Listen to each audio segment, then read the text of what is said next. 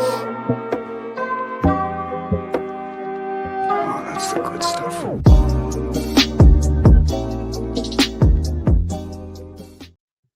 Welcome back, everyone, to another episode of Goodwill Podcasting with Connor, Dan, and Stone. This week, we are sadly without Stone, but we do have two guests with us this week, Courtney and Rose from the Fiction Fixation Podcast. How are you guys doing? Hi, we're good. Thanks for having us. Yeah. I just spoke for both of us. Sorry. It's okay. We're the same person. It's fine. Yeah, we have a lot to get into this week. We're talking about some Disney movies with Moana 2 being released. Like Connor mentioned, Stone is not here, but some great movies to talk about. And did you guys both kind of have, like, was Disney a big part of your childhoods or lives growing up? Like, was it equally important to you guys? How did you kind of feel about their movies when you were young? Yeah, I mean, for me, Disney was huge because when I first came to this country, I was like 4 and I didn't speak English for probably like a year or two. And so I watched a lot of Disney movies because, animated films are pretty universal. You can understand what's happening. Yeah. My parents tried to be like, oh no, like they only watched Disney movies when we were younger. So like we had racks and racks of VHS tapes. And then my parents, like, they would get messed up and my mom would be like, okay, well, we'll replace that one. But no, we were a big Disney watching family growing up. I was going to say, that case behind me is my wife's childhood, and there's probably over 200 VHSs in there. Wow.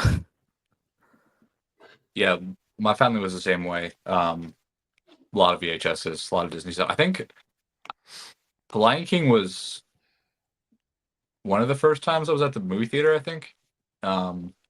If not the first. So it was fun. I mean, I feel like it's insane to look back at how many classics we got in such a short period of time, like as we were coming up. But yeah, lots of good stuff to talk about. I don't know what my first movie theater watch might have been Chamber of Secrets. Chamber of Secrets? Yeah. Oh, I had to leave the theater early because the spider scared me. because it was so scary. I'm doing the mental acrobatics right now. How old were you? Yeah, I was trying to be respectful and not ask. I don't know. When did that come out? I was born in 98. 2002? Jesus Christ. Is that right? Yeah, about. Yeah, that sounds right. Dude, the 3-hour movie when you were 4? My mom wanted me to know ball. I don't know. I was in high school when that came out. Yeah, no. It was my first. Chamber of Secrets was my first midnight premiere. Were they all like Christmas releases? Am I imagining that? That's a good question. It feels like they were. Because I feel like we used to go on like New Year's Eve and see them, but I think it was because I think Lord of the Rings was the same way. Mm-hmm. That was fun. Those theater experiences were so good. Chamber of I remember Secrets getting November 14th, 2002. Yeah. I remember getting there and I was like, look at all these weirdos dressed up. Like, why didn't nobody tell me? I would have joined you. Yeah, people would just go crazy for that. How do you guys feel about the TV show they're making? I'm excited for it. You guys have a difference of opinion there. I see your skeptical faces, but I'm excited for it because I think books lend themselves better to that format, like a serialized format versus a movie. Because I was like, listen, I'm a hardcore like Potterhead, loved the books, read them multiple times. The movies, they're just nostalgic, but they're like, especially the early movies, they're not that great, right? Like the first movie was so rushed, like obviously I love it just for the nostalgia factor of it, but I would love to really see a show break down the books better. Do you feel like shows just allow like more detail and like more time spent with characters and just Yeah, for sure. I don't know if you guys have ever read the books, but the books they're just really in depth. I read 1 through 4 back in the day, but I never finished them. They're a commitment. I'm like kind of in the middle on both. I almost it's almost the same way I feel with Star Wars. Like I'd rather them kind of explore more of the world. Mhm. Like I don't know if you guys follow Modern Mythos on TikTok, but he's been diving deep into the lore of Harry Potter with all these schools in different countries, and like I think that would be a lot cooler for a show than just rehashing these movies that are barely 20 years old. I mean, 20 years. I feel like they remade the Spider-Man movie like so quickly. I Well, remember Mhm. that's just so Spider-Man, I was Sony just the IP of Spider-Man, and they can't yeah. lose it to Marvel or Disney. Oh, gotcha. Yeah, but it's funny, like, I mean, thinking back on like, the Star Wars prequels and, Harry Potter and all that stuff, and it's like it was 20 years ago, and thinking about that is just Depressing. it's something. And now we're getting like so much, I feel like, nostalgia based content off that kind of stuff. It's wild. Yeah, it makes you think like the younger generation, what's their like so their nostalgia is going to be nostalgia about our nostalgia, you know? They're appropriating our nostalgia.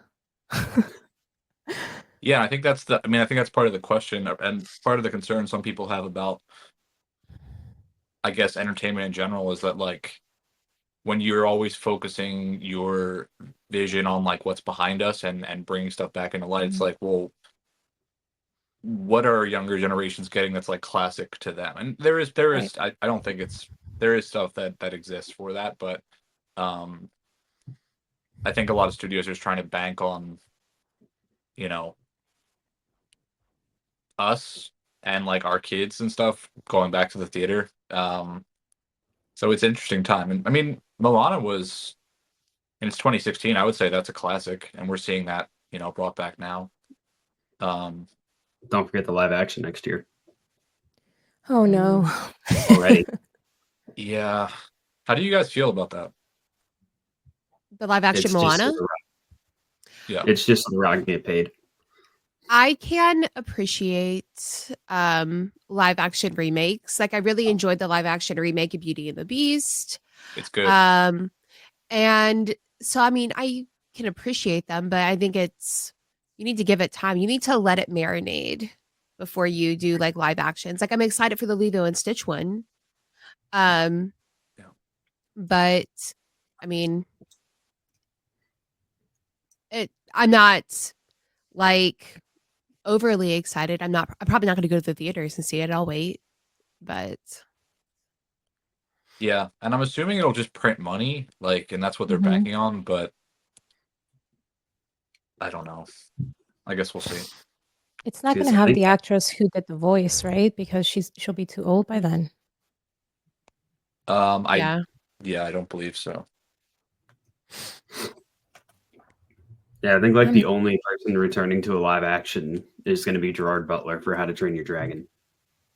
Mm. My kids love that movie. I love that. Movie. I don't know, live action Moana.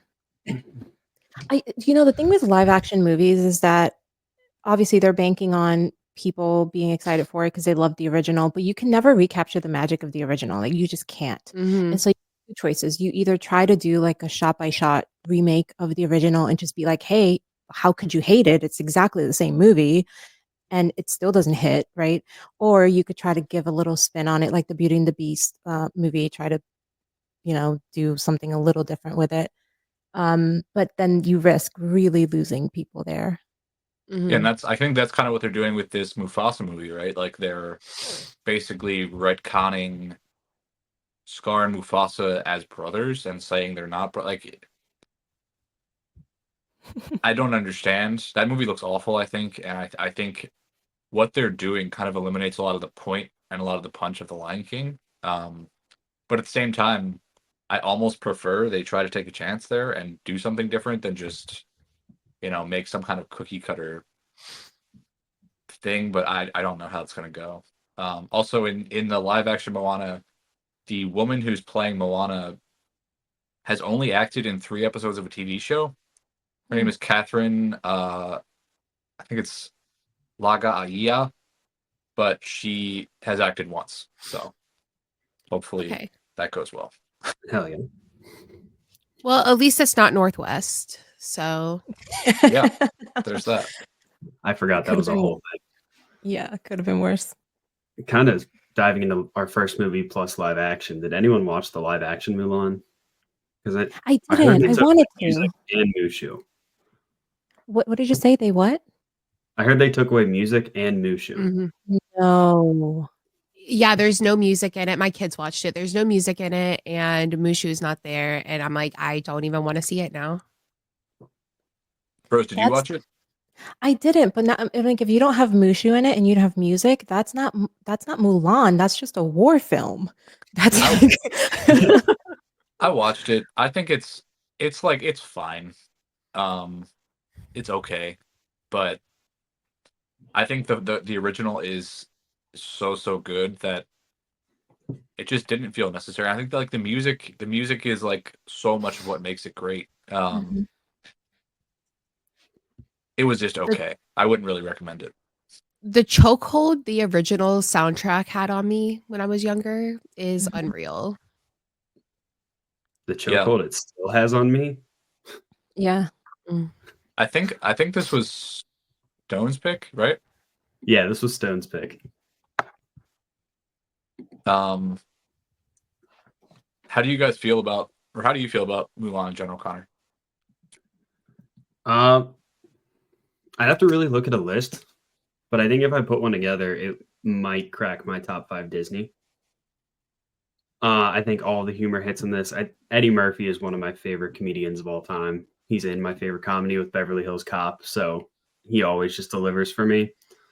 I think I'll Make a Man Out of You is like a top 3 Disney song. I could turn that on in my truck now and just have a great time with it. I think I gave this one a 4.5 out of 5. And mainly, I think I've been thinking about it since I watched it Friday night, and it might go to a 5-star. Nice. Courtney and Rose, how about you guys? It's one of my favorite movies. Growing up, I used to watch it over and over again. I love Mulan. I think it just occurred to me too that with Disney, the soundtrack is such a big part of it because it's a way to it puts like a fun spin on the very dark topics that they're covering. Because when you really look at their movies, like they tend to be really dark, but then the songs are so vibey that you're just kind of like, yeah, I'll make a man out of you, and you just completely forget what's actually happening as a child. So Yeah, and I think it's also like, you said a lot of the movies are pretty dark, but I think a lot of them at least try to have some type of a solid message they're putting forward. And I think a lot of times the music kind of helps ingrain that message into you. Like you can tie that music to, a feeling or a theme and like help people remember it that way.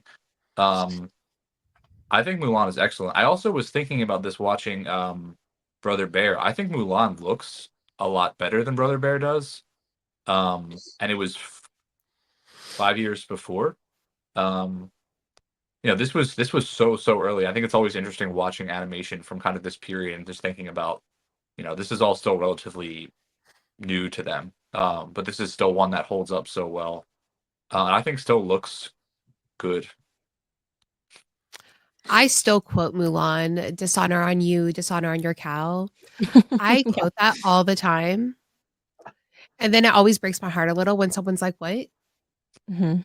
And I'm like, never mind. I can't explain it. It's very youth. quotable. The youth these days. The youth. It's not even just younger people. Sometimes it's like people older than I am. I think also, I guess we'll talk about it with Moana too, but I enjoy when Disney is able to dive into different cultures, especially when it's a culture that maybe like, the average person Mhm. may not put much thought to, or a period of history, that the average person might not think about much. I think there are ways to do that come across as like genuine and authentic. I think there are ways to do that don't, but I think this one definitely falls into the category of it feels like it was, carefully made, and made with a lot of thought. So I always enjoy just seeing like something new and interesting, like culture wise, to kind of absorb. Disney's been doing that a lot in recent years. Like they did Moana and then they did Encanto. Um, so they've been like bringing in different cultures a lot in recent years. Yeah, which I think is great because like there's only so many stories to tell. But I think when you look into when you look into other cultures, there are so many stories that we are just not familiar with at all, or people in history, um, and I think finding those stories and being able to tell them is important. I was gonna say I want to bandwagon off what Rose was saying about like how there's a deeper story kind of to all these movies that we're talking about today, and I think Disney has lost that a little Mm. because if you watch like a movie like Elemental, like they're too scared to go past anything surface level in that movie, especially about like the immigrant story and kind of growing up in a neighborhood what seems like a New York in the animated world. Well, Yeah. I think that's kind of the question now, right? Like I mean, this is a kind of a long conversation, but I think some people at Disney feel like we need to pull back from having any kind of message or anything and like just tell a story. But like so many of these movies that we love or that we came up on are built on a message. Like I think Mulan is one of the great like kind of feminist stories in animation, like obviously. And I think if Mulan came out now, would people say it was like woke, Mhm. or would people like have a Right. problem with it, or would they like it because Probably. it's well made? And I don't have the answer to that. I'm sure some people would complain about it, but I Yeah. think they're at a point where they're trying to gauge what'll make money at the end of the day. Yep. But I think Connor, like you said, I think when you go safer, you end up making stuff that just really isn't going to last, and people are not going to remember. And like Elemental, is fine, and a lot of people do really like it, but it's not a classic, I don't think. But I think safety is just kind of financially motivated. What do you guys think about that? Yeah, no, I was thinking when you were saying, about how you enjoy the representation of different cultures, it occurred to me that Disney was kind of doing that before Hollywood as a whole was doing it. Yeah. And that's really interesting because they were doing it and they were doing it respectfully, which is shocking because they wouldn't have faced backlash if they had done it disrespectfully at the time. Like in the early 2000s, they could have portrayed not Moana, Mulan, however, in whatever light they wanted, but they really put a lot of thought and consideration into, their portrayal of these cultures. I've never heard anything bad about Mulan. It's like one of those things where like, you hear like some like controversy about some movies where they're like, oh, I mean, like it was okay, but like this was wrong or this was wrong as far as like the cultural aspects of it. But I've never heard anybody like be mad about Mulan. Yeah. That's a fair point. I was going to ask our history buff Dan if the antagonist of this is supposed to be Genghis Khan. That I'm not sure. I think like general inspiration, yes. But I also just wanted to say quickly, this Disney had made Kundun, which is the Martin Scorsese movie about the Dalai Lama, and China was pissed off about that movie. So a lot of people felt like Disney kind of made this as like an olive branch to China to be like, hey, keep watching our movies. Because like, I mean, when you look at it, especially for the last like 25 years, China has made up so much of international box office, and a lot of times, you know, studios seem to be considering like how will this do in China, and there are certain, you know, there are movies that where like things will be a little bit different, or like scenes will be made so they can be cut out so it can be shown in China. Like if there are like queer themes and stuff like that, like it's sketchy, I think, when you're putting that into a movie in a way that can be taken out. Like if you're going to make that type of story or have that be a theme, it shouldn't be something that can just be plucked out of a story. And like, but they have to consider, will this be able to be shown in places with different censorship, etc. So it's interesting, but this was really kind of made in a way to like kind of repair that relationship with Disney. How did they take out the queer themes of Mulan though to show it in China? Because the relationship with Mulan, Yeah. and I can't remember his name off the top of my head. With like the commander guy, that Yeah. was There a was little. chemistry. There was It wasn't chemistry, and he thought she was a dude, Yeah, it wasn't super straight. The which vibes is were fine. It's almost a way But around it though, because it's like, well, the audience knows right. she's a woman, so like it's fine. But it is a fair point. But I think this did do very well in China. So you're talking about Captain Li Shang. yeah, Mhm. I also think, and this is again not to attack Brother Bear. Sorry, Connor, but We're gonna fight. Yeah. all the voice actors here, I think everyone pretty much is like either Chinese or Japanese or Korean. Like the voice actors in Brother Bear, it's just like a bunch of white people, kind of. I mean, and black people, but like, and like they have a choir singing. It's like European ladies. I just don't understand. Like, if you're gonna make a story about like indigenous people, maybe include some indigenous people like in the cast. Like if Mulan was a bunch of white people, Mhm. it would be strange doing the voices. So I just think there's a lot of authenticity behind this. So Brother That's Bear tough. was your pick, Connor? It was my pick. Yeah. Do you have Do anything we to want to say for dive into yourself? Just kidding. did you want to apologize to the group? Did you want to apologize to the group, Connor? that? No, I No, and love I Brother definitely Bear. don't. I definitely don't hate it. I'm not saying it like that. I just think, you know, it's an interesting conversation to have and an interesting comparison with Mulan. I liked Brother Bear. I watched it with my kids yesterday and they enjoyed it as well. Um, Definitely the graphics look a lot older. I thought it was like a 90s movie for some reason. Mm-hmm. So I Yeah, don't know if they purposefully did a throwback style. was your guys like aspect ratio strange, or was it Yes, yes. It always is on So this one. yeah, that where there was a box around the TV. it bothered me a Mm-hmm. little bit? Not like, to a ridiculous extent, but it definitely bothered me a little, I think. If you get like Stone and I and watch this on an iPad, you can fix it. I'm never gonna do that. Sorry. I watched it on my phone, and I did not notice anything weird. So Oh, That's probably okay. perfect for a phone screen. Yeah. Connor, I guess what makes this special to you, or what's kind of like your history with this? I don't know if I have like a big history with it, but I mean, I don't think I saw it in theaters, but we did definitely watch it a good amount growing up at home. I had a little like Coda stuffed animal that would say it with me, Coda. And so, I mean, we had that growing up.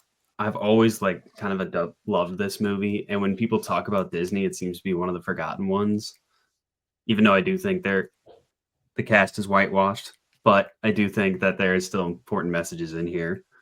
And to the point where my dog's name is Kenai. Oh wow. Okay. So So this movie is Connor lore. yeah, And my I wife think and I jokingly talked about I'm trying to convince her to name our next dog Denahi, but I'm losing that battle. it doesn't quite roll off the tongue as well, I think. Yeah. Um, When you're naming a dog, you always have to think about the most embarrassing situation. You have to scream out that name, when you're chasing him down the street. So I think it's really funny that Joaquin Phoenix is in this. Like, I mean, coming off of like Gladiator and, a very, very different role. I don't love his voice acting. I think he kind of like stands out a bit, and I don't think it's a great performance, but how do you guys feel about Joaquin as a voice actor? which one was he? He's Kenai. What's his face? He's Kenai. Kenai. Oh, okay. Yeah, I'm terrible at recognizing voices. I really didn't think anything of it, to be honest with you. Although maybe now that I sit with it, maybe his voice did sound a little different from the brothers, but it didn't take me out too much. it felt familiar to me, but I didn't. I know Google's a thing, but on principle, we refuse to look anything up while we're watching movies or recording. but I felt familiar, but I couldn't quite place. Oh, that's Joaquin Phoenix. That's fair. This movie's funny because I feel like it's kind of like a Frankenstein's monster of like Disney saw The Lion King and saw the success there and said, okay, we want to make more stories about animals. They saw Tarzan and Phil Collins soundtrack and said, let's do Phil Collins again. I don't really like Phil Collins that much, to be totally honest with you guys. I feel like the music though is like one of the things that people really remember about this and love. How did you guys feel about the soundtrack? I love Phil Collins. Okay. I'm with Courtney. Like honestly, like you put a Phil Collins song in a movie and I'm just like perfect, fantastic, no notes. And I think Tarzan did that to me. So now I hear Phil Collins in an animated movie and I'm like, this is perfect. It belongs here. What about you, On Rose? My Way is like one of my favorite Disney tracks, but again, I think I have a higher fixation on this movie than the majority of the population. Mm-hmm. Yeah. And then I also think, I forget the name of the actual song, but the one where Kenai is telling Coda that he's basically the one who killed his mom. That like depressing ass song, I do enjoy. The music didn't really stand out to me in this movie. As a general rule, I typically don't enjoy musicals, but I do love the music in Disney, especially like for example Moana, because it's driving the story forward and it's like fleshing out the characters and it has a purpose. But when the music's just there just for an emotional layer, I kind of just tune it out. Yeah, like I don't want music to just be like an emotional manipulating tool. Mhm. It's like Right. turn on the music to make you like, which is kind of a stupid statement, honestly, because that's like a lot of the point of music in general. It is, yeah. But I don't know. I think I want the story and the music to kind of meld together. And to me, when I hear Phil Collins, I'm just like, oh, it's Phil Collins singing now. Like it's just, I think a great score. Just so dismissive. It's I Phil know. again. I'm sorry, Phil. Someone send this to Phil Collins. Yeah. Do you think that scene where Kenai was explaining to Coda that he like kind of killed his mom would have been better if he just He rehashed? didn't kind of kill his mom. He 100% killed his mom. But Kind of killed his mom. I more meant Kinda kind of sorta told him. killed I don't mom, know like, if Kenai still told him the entire truth. Okay, so Yeah. Connor's Yeah, saying yeah. we didn't see it. We didn't see it on screen. It was implied. We saw the spear. We saw the bear coming towards the spear, and it cut away. And there was a bear screaming, and then the bear was dead. Who did it? We don't know. Connor's giving a not guilty verdict on that joke. He's like, Your Honor. Yeah, I'm giving So it where's the body? 100% guilty. wait, so Connor, you don't think he told Coda the truth? I mean, I'm just saying, like, if that, I feel like the general people and like overall, like, it would be hard to sit down and tell someone face to face, like every But that's detail. the point, though. It was hard, and he had to do the right thing. Yeah, but I'm saying, do you think that would be better, or do you think it's better that they just kind of No, it's made 100% better order to with tell the Phil truth, I Collins think. over top of it? And then allow Coda to respond. Okay. I think what Connor's trying to say is if somebody killed your mom and they were telling you, would you prefer Phil Collins in the background or no Phil Collins in the background? Courtney is good. Probably just silence, I would say. That's it, just silence would be cool.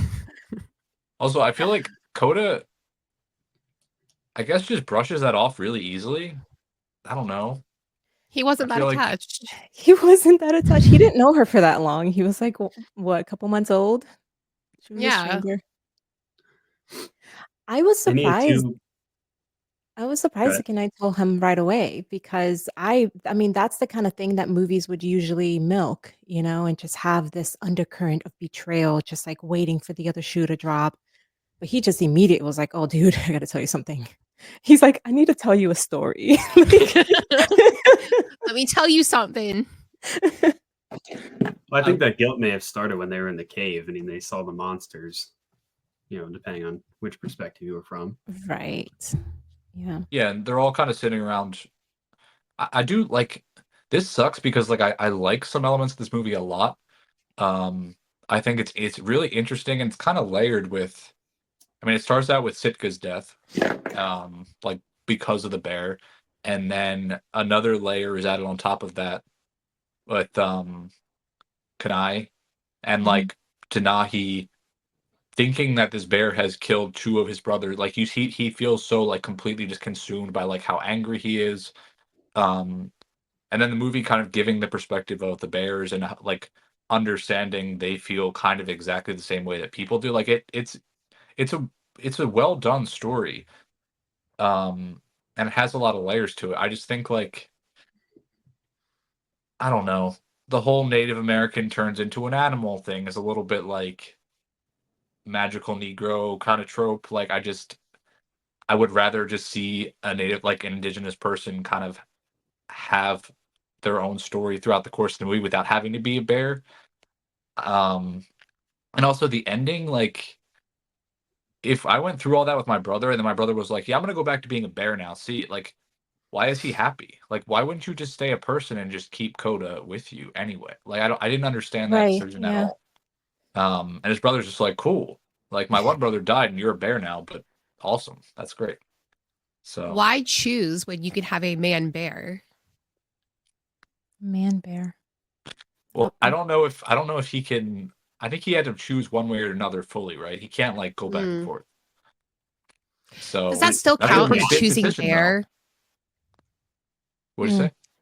If I was living in Alaska and I had the option to be a bear where I'm warm 24/7 or a person, I'm choosing bear every time. I hate the cold.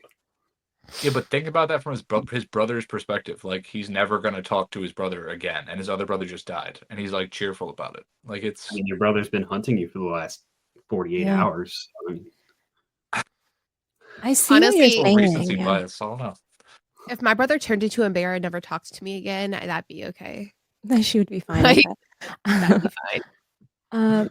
Yeah, I see what you mean, though. I think if the brother was the protagonist, it would have never ended like that because it would have been such a sad ending for him. But what I do like about this movie, and this is always important to me, is like it has stakes that you care about because you completely understand the brother being consumed by anger and wanting revenge. And obviously, you feel this sense of urgency of like, you need to turn into a boy again, or you're going to get murdered by your brother, which would be so incredibly tragic. Yeah, yeah. I honestly, think what kind of I was gonna say with all these like live action, like kind of horror movies coming out from our childhood, like Pooh, Blood and Honey, Oh my Brother Bear gosh. could make a great one. Yes. It's No, basically that's just the red true. with a That's little true. magic. I honestly, would like yeah. them to not make this live action because that takes some of the whimsy out of it, and it's not as cute anymore. Yeah, I. This is so tough. I think they did make this. I think they had a lot of like Inuit input in terms of like the story and some of the like kind of mythology and lore and spirituality about it. Um and I mean at its core it really is a movie about like racism and prejudice and not like being able to see other people's perspective and all. I just think like I don't know. It's a little strange to me, but it does have good things to say, and I think it was made with like good intentions, so it's just like kind of a mixed bag, I think. Like I But said, still an Disney enjoyable movies at story. this time had a deeper meaning. What'd you say, Connor? I said, like Rose and I said, Disney movies at this time had a much deeper meaning than anything we get today. Mm-hmm. Yeah. Is there anything you don't like about this, Connor, or is it like what do you have this at? I do have it at a 5-star. Ooh, wow. This More than beat Mulan? out Mulan. Have you Yeah. watched Brother Bear? That's crazy. I'm sorry, but have you have you seen have you seen Brother Bear 2? Yeah, don't touch it. Okay. Don't touch it. What happens in it? Do you remember? It's been years since I've seen it. I tried to just data dump it, but like none of the cast even returned to voice that movie. Okay. So that's also strange. Yeah, I was talking about this with my buddy, and he was like, "The sequel is trash. Don't watch it." So As A most lot of sequels. sequels are. Mhm. Yeah. Yeah. I mean, like, are you talking just Disney animated or just all animated or In just general. Yeah, because it just seems like in general, sequels are not being made because there's more of the story to be told or anything like that. It's just like, oh, we need a sequel. That did really well. How to Train Your Dragon? I think sometimes I actually. So it's funny that we're talking about this because there was that report that just came out about the top 10 movies at the box office this year are all going to be sequels, which is not going to end up being true when the year's over, but whatever. And I think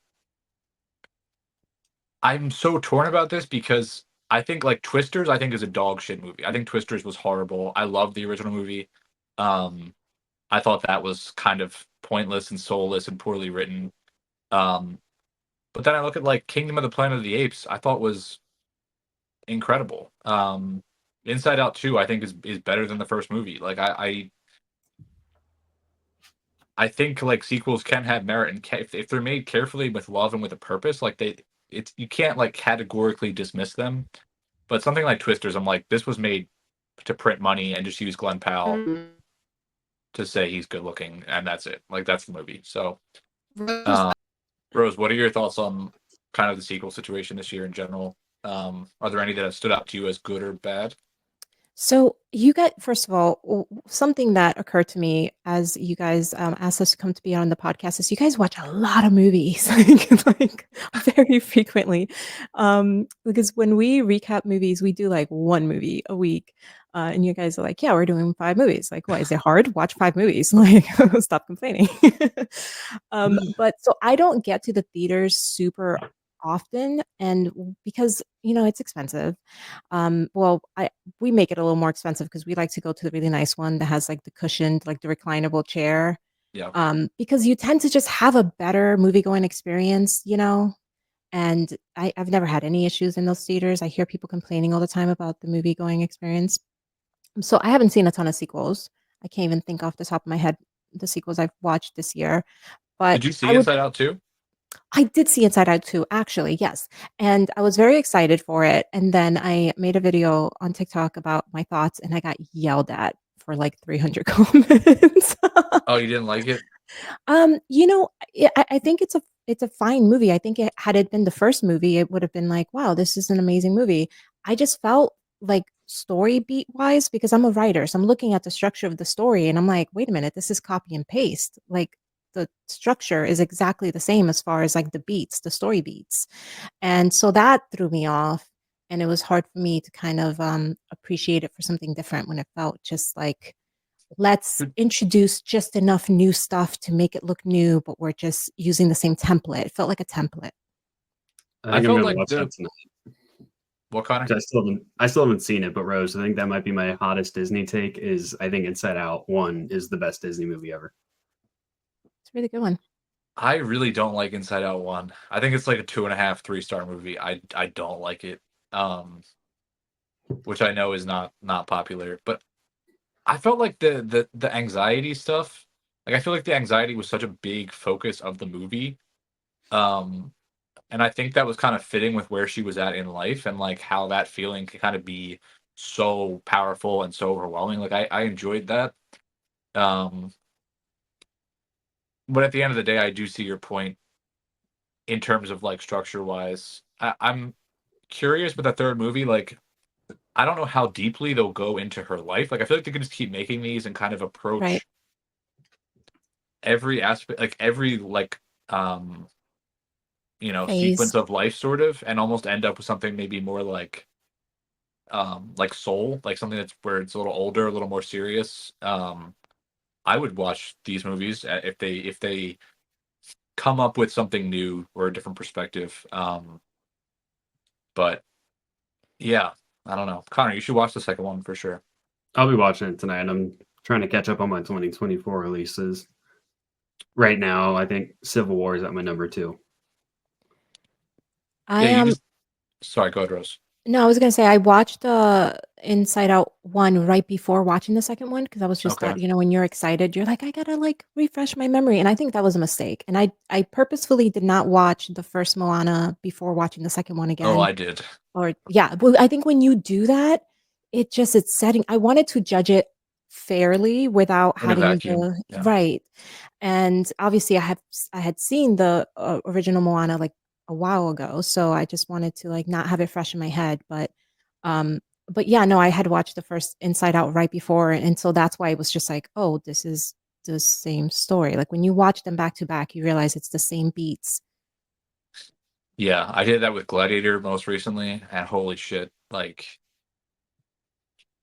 so much of that was copy and paste, and it's just like you guys spend so much time making this stuff. Like, what are you doing? Like, what are you doing when you're writing that you're just like, it's been, I've had 20 years to write this movie, but I'm just going to rehash the first movie. Like, you had 20 years and you Yeah. came up with nothing new. Like, I don't understand. It's frustrating, but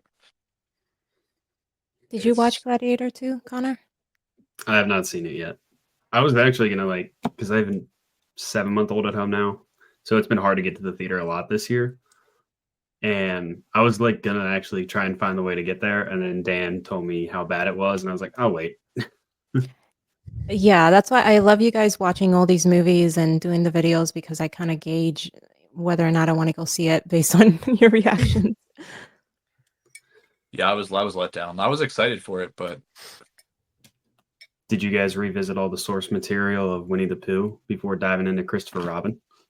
No. No. decidedly no. Have you guys all seen Christopher Robin before? This Yeah. was my first watch.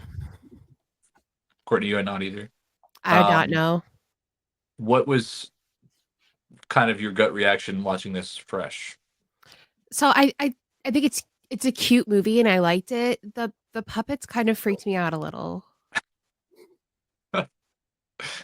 Yeah, that's fair. I feel like people's reaction was either going to be to like really like them or just kind of find them a bit uncanny, which I can see that perspective for sure. I liked how they look a lot, but Oh my gosh. if you look at too that closely thing. at their eyes, it's a little unnerving for sure. It is. So I was a big Winnie the Pooh fan when I was really little. And then there was a brief thing in middle school that we're not going to talk about. But I feel like we should talk about it. Yeah, Let's please let's dive in. unpack. This is a safe space. no, it's not. There's no such thing as a safe space. Even our private chat is not a safe space, Rose. Roast her all the time. Yeah, I do the same thing to her and her absent dad. Yeah. We have to bring him up one time an episode. I do. I don't talk to my dad because he's dead. Yeah. Um, It's a good reason not to talk to someone. Yeah.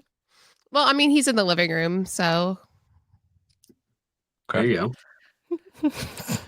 for now, I Like, need to get him out of here. Hopefully No in an context. urn and not just Yeah. like Why No, would I'm you like- assume he's in an urn?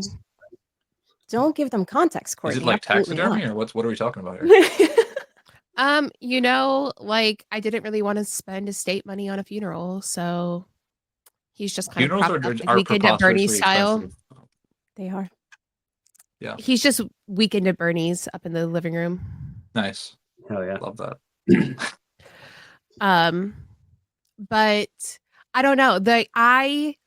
These puppets freak me out because they don't look animated enough and they look too real life. That's the point, And though. I'm like, That's the goal. no, because now my stuffed animals scare me. So it's yeah. Yeah, I don't know. Dan, I say all of that, but I have a collection of creepy porcelain dolls in my living room that I'm not afraid of at all. But this, I'm just like, if my stuffed animals talked to me, I would set this whole house on fire. Wouldn't that be awesome, though? No, they've seen too much. They can never speak. Yeah. Dan, I think I look at the puppets in this movie the same way that you look at every character in Polar Express.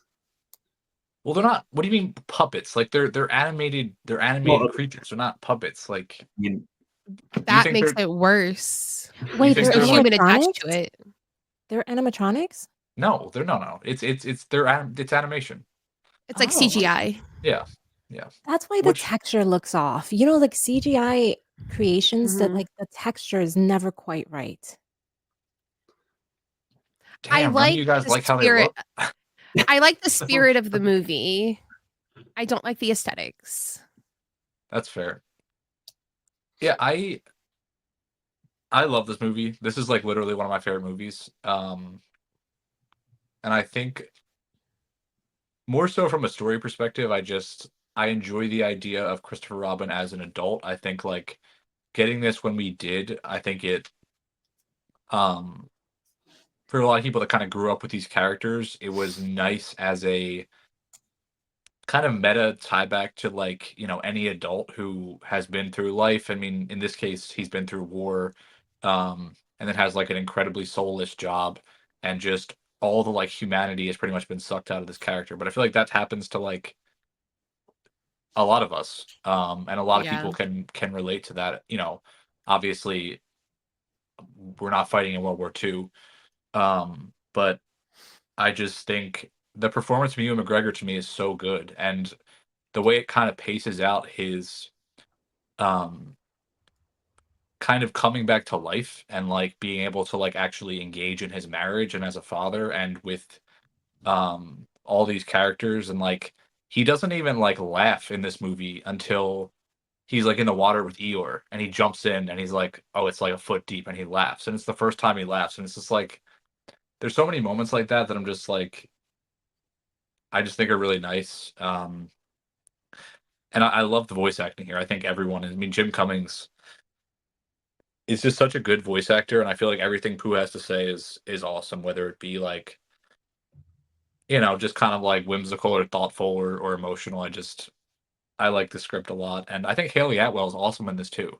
She's a really good actor, and I like their dynamic as well. And she's kind of like, you know, like she's patient with him, but she's also kind of like, where are you at? Like, what's going on? Mm-hmm. And kind of like prodding him to like, be himself again. So I love this movie, but I really know like not Ewan everybody does. McGregor. He's in one of my favorite all-time movies, which is Big Fish. And I Dan looks like he like hates it. Dan and I both kind Uh, of ripped that movie apart, and Stone loved it. ooh, I love it so much. I don't know. It's I think most people do. whimsical.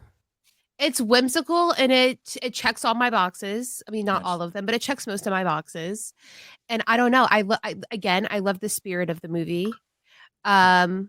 Just like this, I love the spirit of Christopher Robin. The only thing that really it was the animals that I'm just like, I wish you didn't exist here. I'll agree with Courtney that Ewan is in one of my favorite movies of all time with Revenge of the Sith. But I think along with the animals, one of my other big gripes too is it just bothered me slightly how Evelyn Haley Atwell was just like so just like non-reaction to the animals just being alive. Like just didn't take any time to process that. She was just like, okay, and just was like carrying all of them. Well, he walked her through it. Like he gave her and the if whole spiel in anyone the car. did that to you right now, Dan, you would think they were insane. No, because she trusts her husband. They trust each other. Like it's a good. I don't relationship, trust would my say. husband that much. Yeah. You guys must be like newlyweds or something. Yeah, I've been married for 15 years. That's if he's like they're alive and they talk to me, I would be like, all right, babe, let's go to get in the car. Take your meds. But I feel like this whole universe is like that's kind of the feel, and I love in this movie. First of all, it's very very British, but I love all the different like just regular people that kind of see something here and there, and they're like, yeah. I feel like it ties into the point of the story, in that like all these people like they're just that inner kid is just kind of gone, but then they see a glimpse of something and they're like, wait a second. But a lot of them just convince themselves that they didn't see it.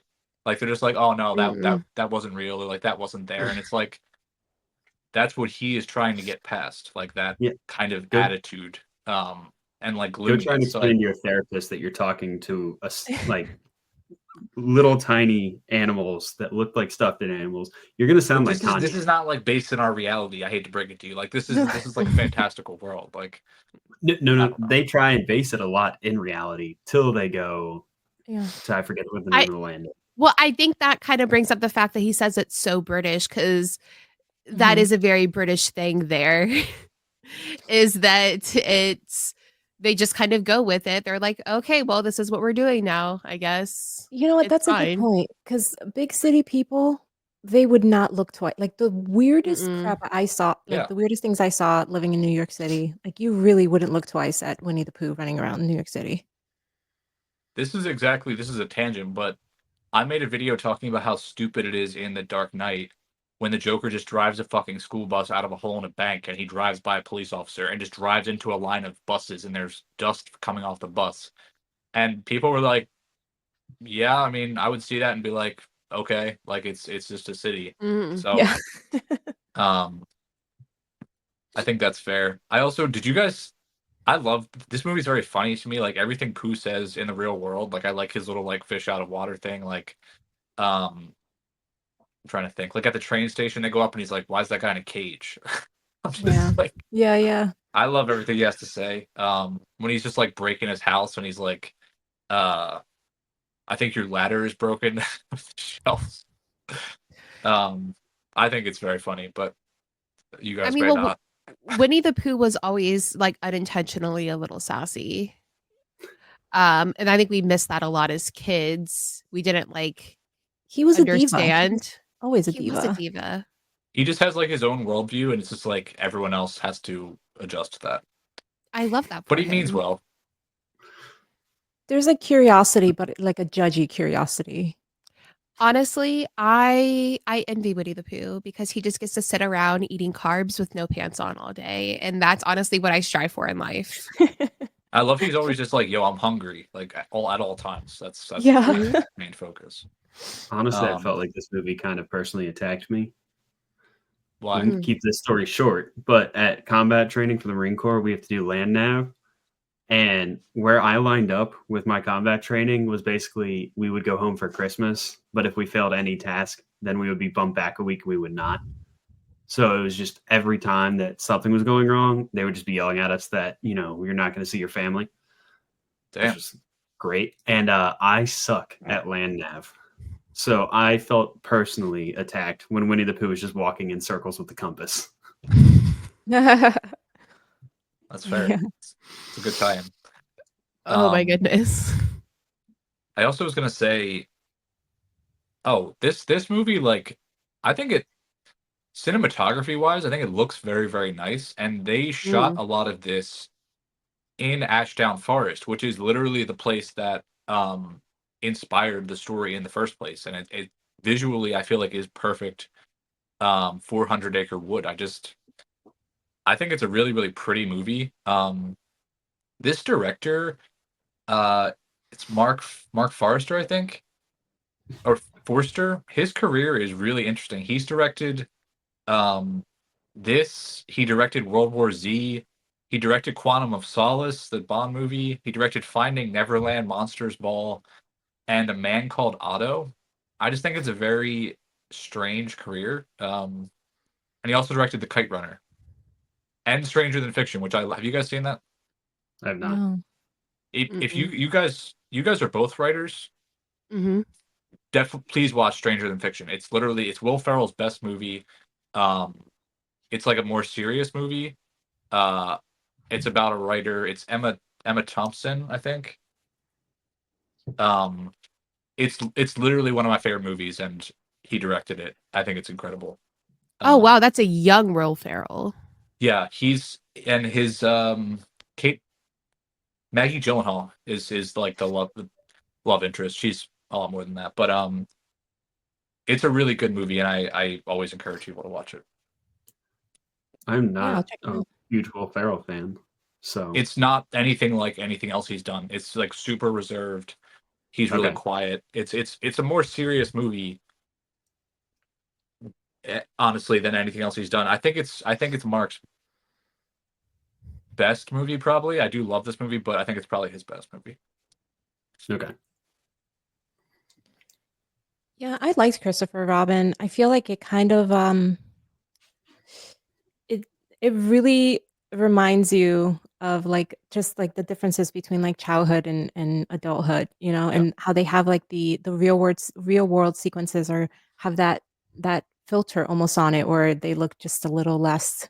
It's gray and dark. Everything Yeah, it's like everything gray and is so dark. gray and dark, and then it contrasts so well with the 100 Acre Wood, and like it, Yeah. it's everything. I feel like is very purposeful with this, which I Yeah. appreciate. The filter is how we feel inside as adults. I love to tell young people, Connor, in your 20s, hang on, because you still have light in you. And that light It will go out eventually. it will go out very Uncle Sam. suddenly. You'll just wake up While one day ago. and you'll be like, I hate everything. Yeah, and I don't know if Go ahead. Sorry. if the Marines didn't kill his light, maybe he'll be Yeah. okay. Yeah, I don't know. He has a lot of light in his eyes for a Marine. Mm-hmm. But so Still does very my cheerful. husband, though. My husband did 22 years in the Marine Corps, and he's still like optimistic. So maybe it's something they put in the water. Fake it till you make it. Embrace the suck. You know, just all the slogans that they teach you. They're It's so just true. on They the take down pride in low. suffering. They take pride in suffering, like the Marines. Just they love it. It's a very strange thing. The Marines are just on the down low, just like Prozacking everybody with the water. It's their secret. Is that why there's a whole lawsuit against the water at Lejeune right now? Yes. Damn, It did not is. know that. Oh, that's Yeah. been going on for a Prozac while. turns the water black and brown. Well, Did you ever live on base it housing? kind of. What's up? Did you ever live on base housing? Yeah. Those things are death traps. The Oh, on base yeah. houses, Well- because they're built by like the cheapest contractors. Like we lived in one when our kids were little, and they were sick all the time. They were constantly having like respiratory infections because I'm pretty sure that it had mold there. It's wild because my first month out, because I got out in May of 20, like I just felt better Yeah. physically always.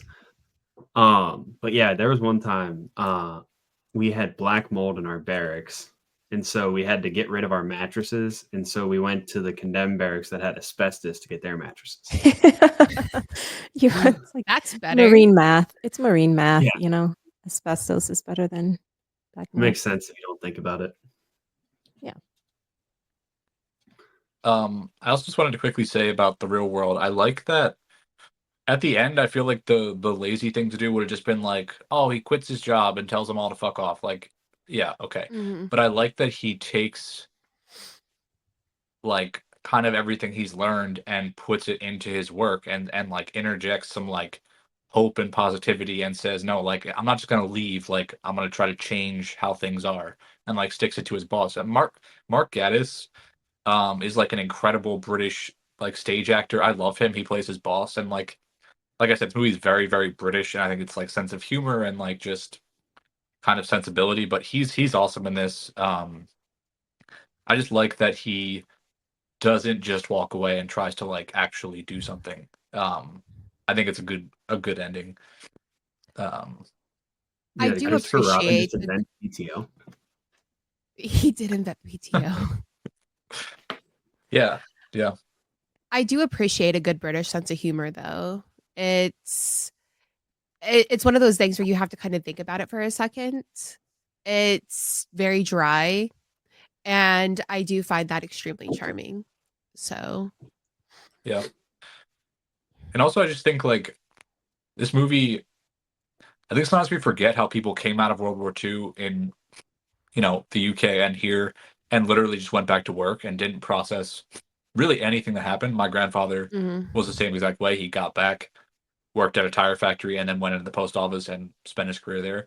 But he didn't like, really deal with a lot of this stuff for decades. And I think you see that in Christopher Robin, and there's, probably a chance he had like PTSD.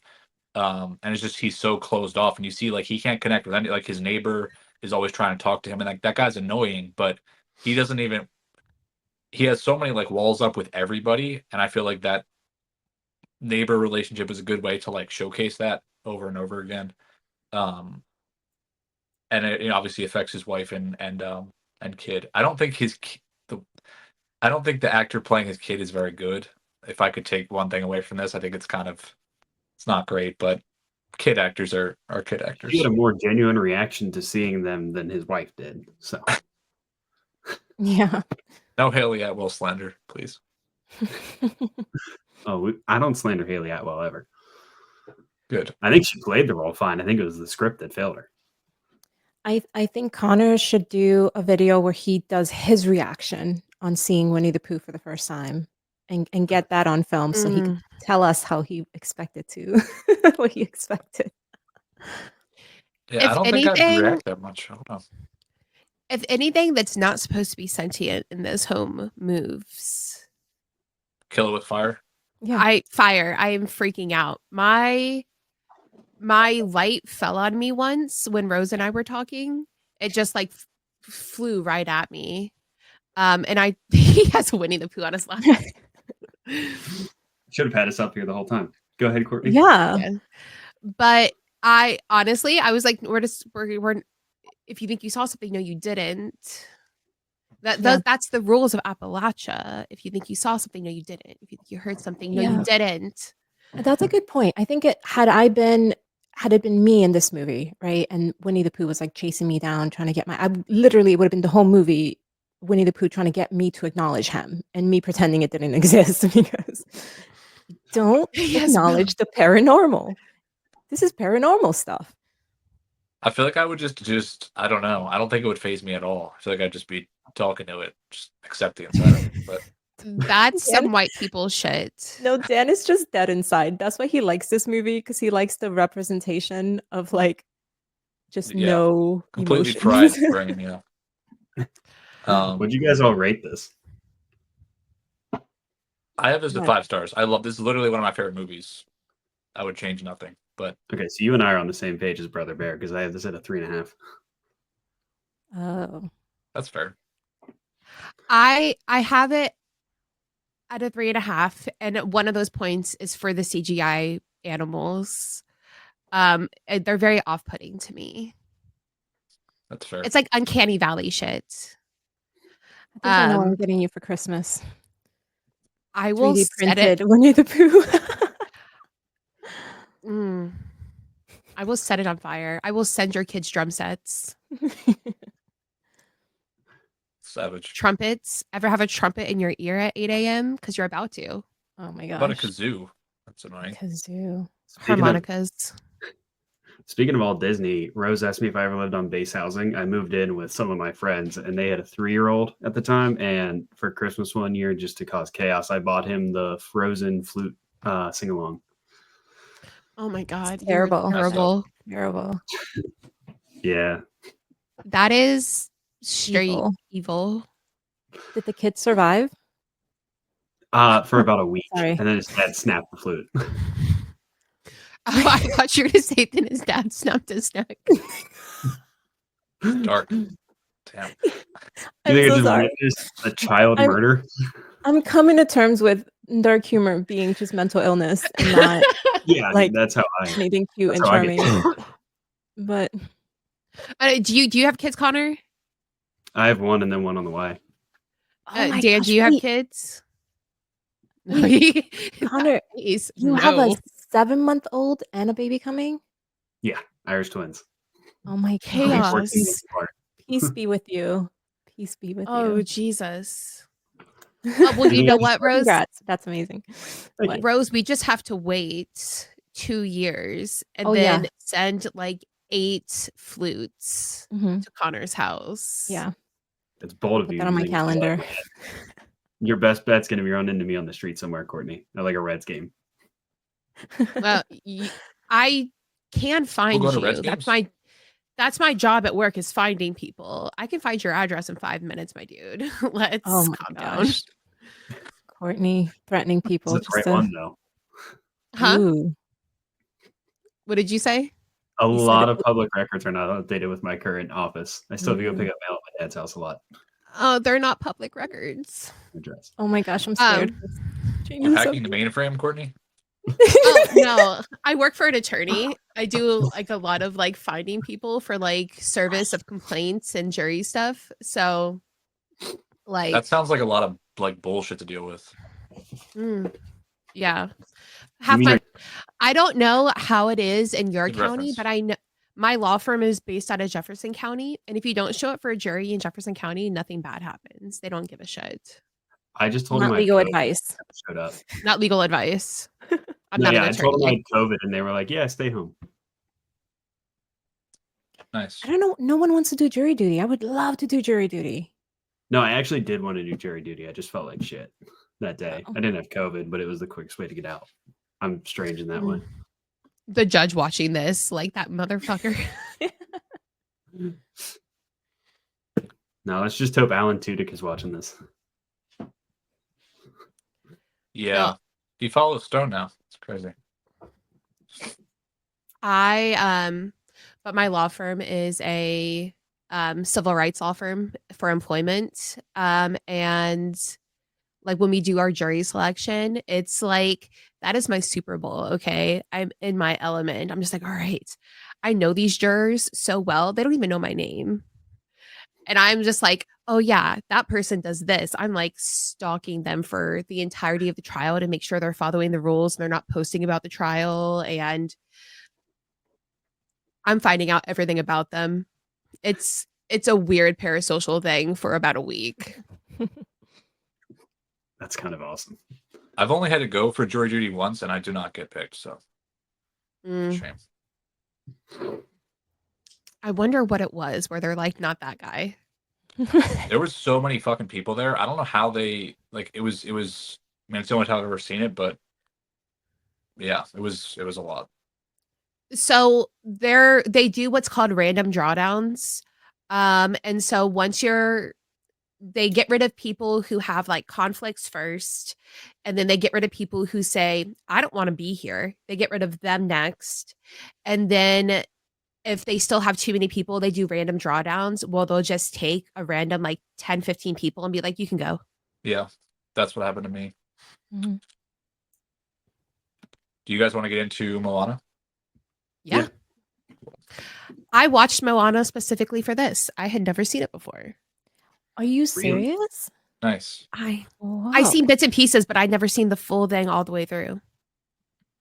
You know, it's funny you say that. I had watched this once, but I didn't really watch it much. Like I don't feel like I absorbed everything. So like I watched it yesterday, before the second one, and I see why everyone loves it. I think this was incredible. I really, really enjoyed it. I'm kind of with you guys. I haven't watched this since high school, probably. And I think I was drunk when I watched it. So this was As almost one the first is. time to watch for me. So you were appreciating it for the first time. Yeah. We all kind of had the same experience here.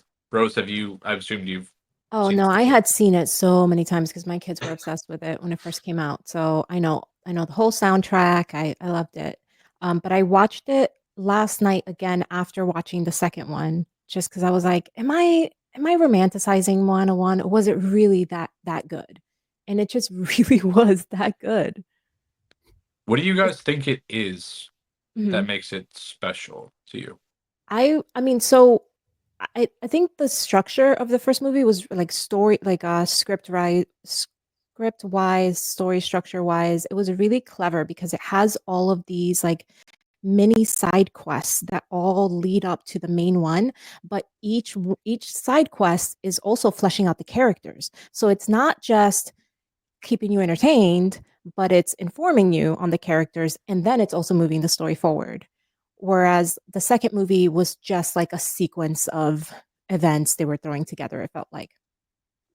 So you know what I mean? It's like having like mini story arcs inside of the movie where, and the first one, for example, is like Moana and her inexplicable desire to get out into the ocean.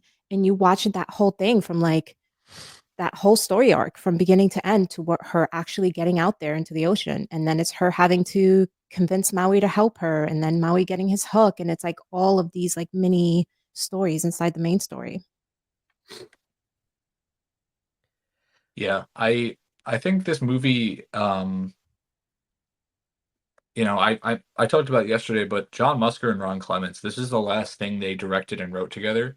They're the guys who did like Aladdin, I think Hercules, like they did a lot of classics, and Disney has kind of phased them out. which is a shame because this really just is so good. And I think like we're talking about kind of more conscious movies from Disney with stuff to say. Like this movie has a lot to say. I think Moana was like an example of a Disney princess, and she keeps saying I'm not a princess, which I think is funny. Or Maui will try to refer to her as that, but like she's just doing her own thing. Like she's just focused on her story. Doesn't have to be like a love interest, and like not only is the story so well tied into like all this Polynesian mythology and also just their history, um, it's she's just like a very capable, well thought out, well written, upbeat character that I feel like is excellent. And the movie also has a lot to say about nature itself and the ocean. And I like that it's not just like some throwaway villain that just feels like rinse and repeat. It's like there isn't really a villain. It's just kind of like these things have happened. And with the villain, it's kind of like a representation of, how things can go poorly with nature and how nature can turn into something terrible. But a lot of that is because of outside forces or our actions. It's a very nuanced story. And, not to get into the second one, but like just the generic villains that just no one's going to remember. Like, I'd rather have something interesting like this. But Musker and Clements took like 5 years when they were making this. They went to like Samoa and Tahiti, and like they talked to people and they did their research. Musker was reading about Polynesian mythology on his own and came up with the idea in 2012. So it feels like so detailed and passionate because it was, and I just, they don't really make them like this anymore, I was gonna say, I think this is kind of like the era you can see in Disney where like the heart started to die in their movies. And I think this is like one of the last like great movies that Disney made with a lot of heart, and they cared about everything in this story. And I feel like it really reflects, like you were just saying, with all the travel and years to learn everything, to do it properly. Yeah. I really appreciated the no romantic interest in this. And that's like, I have 4 boys and they like animated movies. And especially at the time when this came out, they were younger and they were really able to enjoy this a lot, when a lot of times with Disney movies, there's a heavy emphasis on a romantic subplot that they just don't care about. Don't care about it. Yeah. And I think that this was a way for them to kind of identify with like a strong, powerful female lead, like girl bossing and like it not having anything to do with a dude. And I really appreciated that with this movie. Yeah, it's not in a way that feels like, it doesn't feel like preachy or fake or like it's trying to like pander. Like it's just like an actual person, like just existing and having this adventure. It's not like, doesn't have that like artificial feel to it. And I think that shouldn't be tough to do, but sometimes I think it is. I don't know. Courtney, it's a great movie you can show them with no love interest. Brother Huh? That's true. You cut out. I didn't hear you. Oh, Brother Bear. Oh, they've seen it. I was hoping you were going to keep going with that and just not acknowledge it. But. Just keep having it repeated. Yeah. What was that? No, they've seen it. But that's also a very male dominated cast there, and they're used to seeing men sort of be in charge and be the lead. So I think that seeing a female character here doing badass things without it being for a dude or for love, I think that was really great in Moana. Because I think one of the only other movies that we saw where it was like it was a Disney movie with like no love interest for the main character was Lilo and Stitch. And I really appreciated that in Moana because it's a more recent movie. And then also like she's the leader of her tribe. Like she is in charge. She's literally saving the world for her tribe. And she doesn't have to get married to do it. And I love that for her. I was gonna say, this needs to be in the conversation with like Alien, Kill Bill, when people talk about strong female-led movies. Because, like you just Yeah. said, I mean, like her Mhm. village is gonna die if it's not for her, and she just sets out somewhere she has no idea where to go. Which obviously she has a little magical guidance, but Mhm. it's still like such an important story. Well, she's like, listen, I'm gonna go save my tribe, and if I die, I die. So, and that's beautiful. You know, the thought that was put into the storytelling, it really shows because when you watch this movie, you see how every moment has like so many layers to it and is doing so much for the story. So it's not just Mhm. like, oh, we need a montage here because we need to pass the time. It's like there's a montage of Moana, practicing her speech to Maui, and that montage is showing us her grit, is showing us how Mhm. strong she is. Or sorry, it's the montage where he keeps pushing her off the boat and she Yeah. she keeps coming Yeah. on, Yeah. like that. It's telling us something about her. It's not just a passage of time. Well, it also and right after that, we also kind of see how young she really is when she's taunting him with the heart. And she's like, "Oh, you mean this?" And he's like, "Shh, we're gonna die. You need to shut up." And she doesn't listen. And so she starts flaunting it and screaming it. And that shows us how young she really is there. So they're not trying to like adultify her totally because she is still very young. Yeah. And I like kind of Rose what you were just talking about with that scene with Maui, like her like kind of connectivity to the ocean and like how that is just like part of who she is. I love that.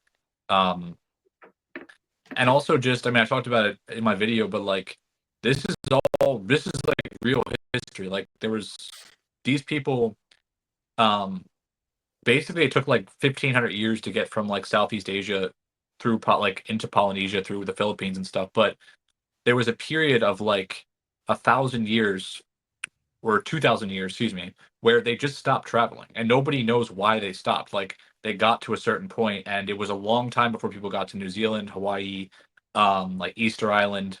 It was a very, very long time. And I think it's really cool to see that history explored and you know, it's all speculation as to why that happened. Some people think it was just like the winds changed for a while and people were just like, we're gonna just settle where we are and just be here.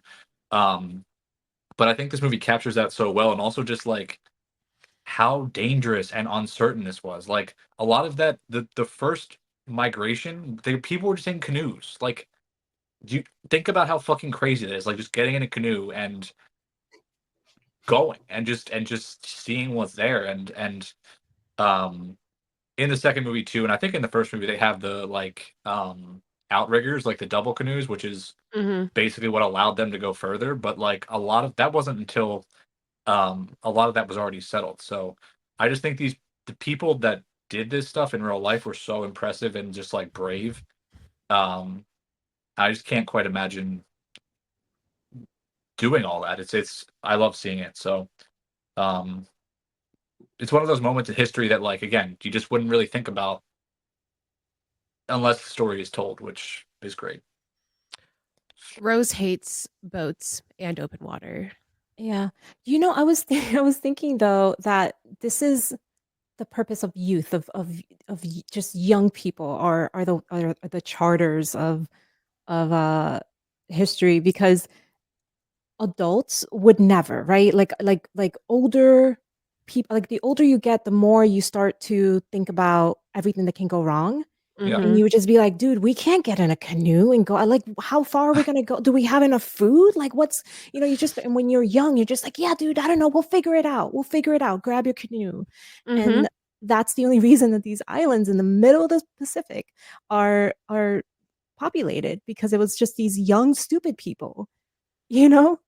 Like, Yeah. I mean, it really is kind of like a crazy endeavor to go out there Well, in a Moana canoe. packed half a coconut and an accidental chicken. Like that's I don't even think she meant to pack the coconut. Like Right.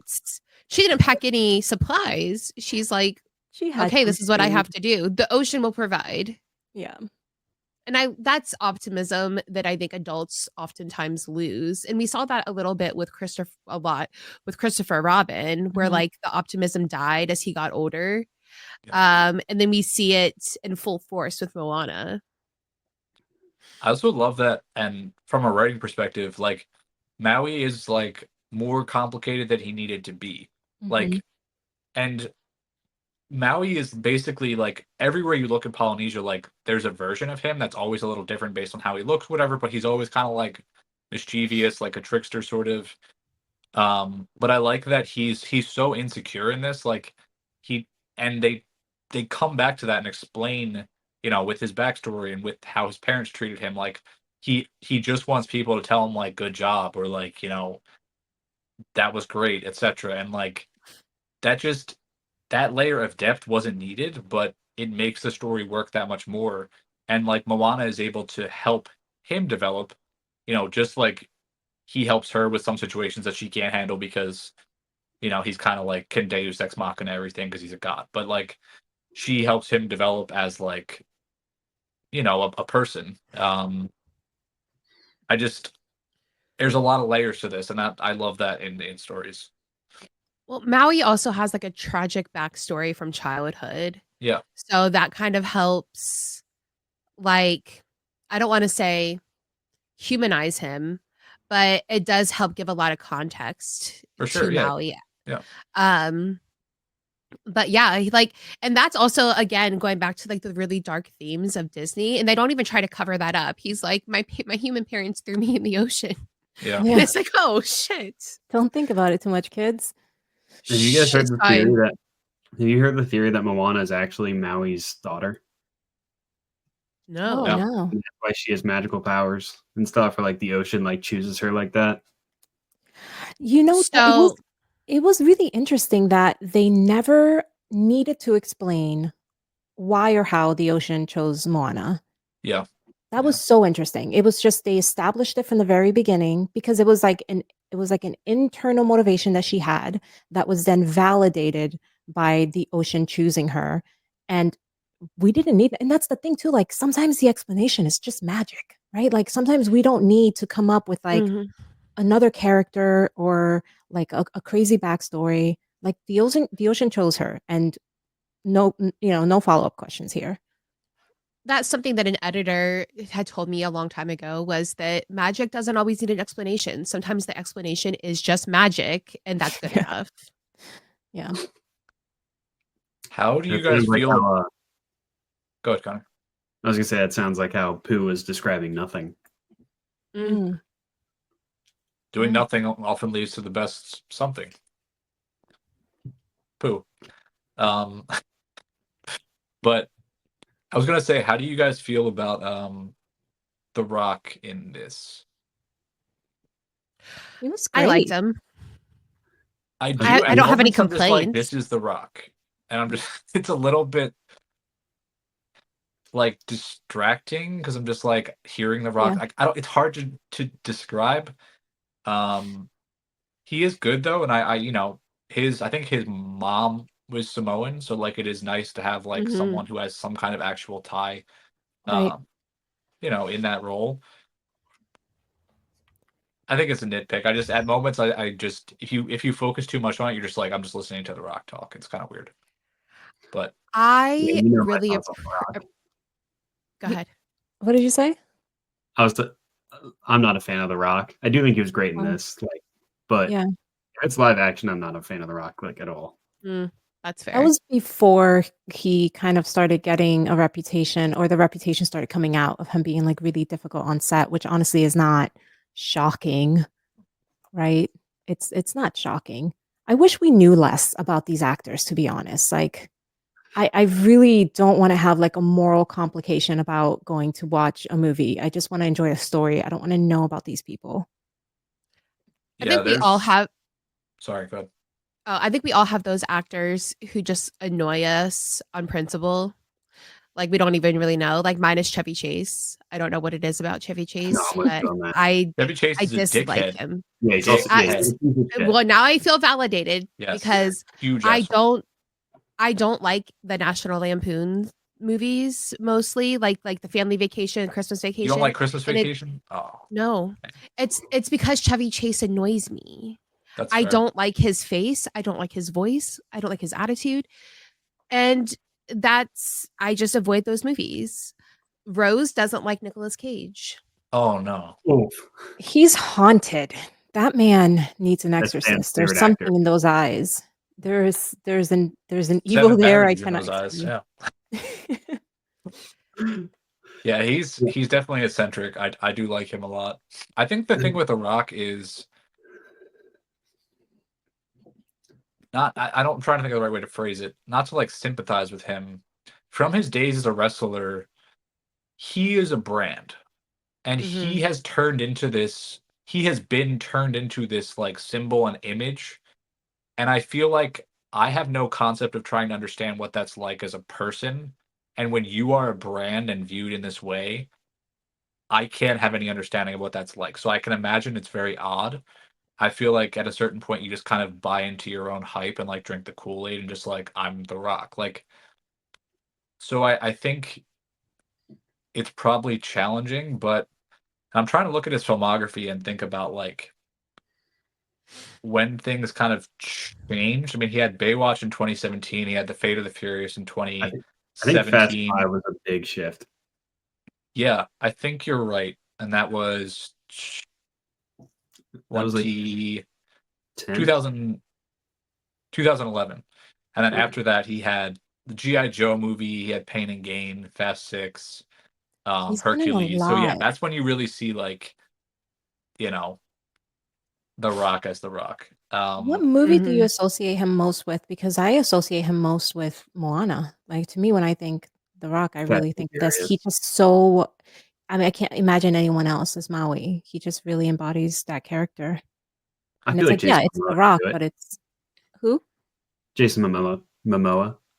You know what? You're right. Well, yeah, I guess you're right. I feel like I feel like he maybe would have like melted into melted into the character better in a way. Like that's interesting to think about. Um but again, I'm not trying to shit on, The Rock Yeah. here. He's good in it. And he can sing and stuff, so it's helpful. Uh I don't know. It's interesting to think about. What's your guys' favorite song from this movie? You're Oh my welcome. gosh, I love all of them.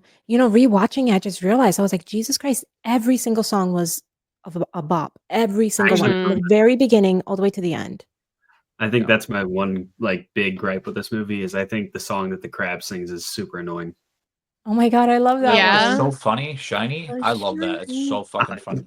Yeah. That scene feels like it takes an eternity to get through for me. I love it. My It sets up the character. It like sets up, it like gives him backstory about how he ate his grandma.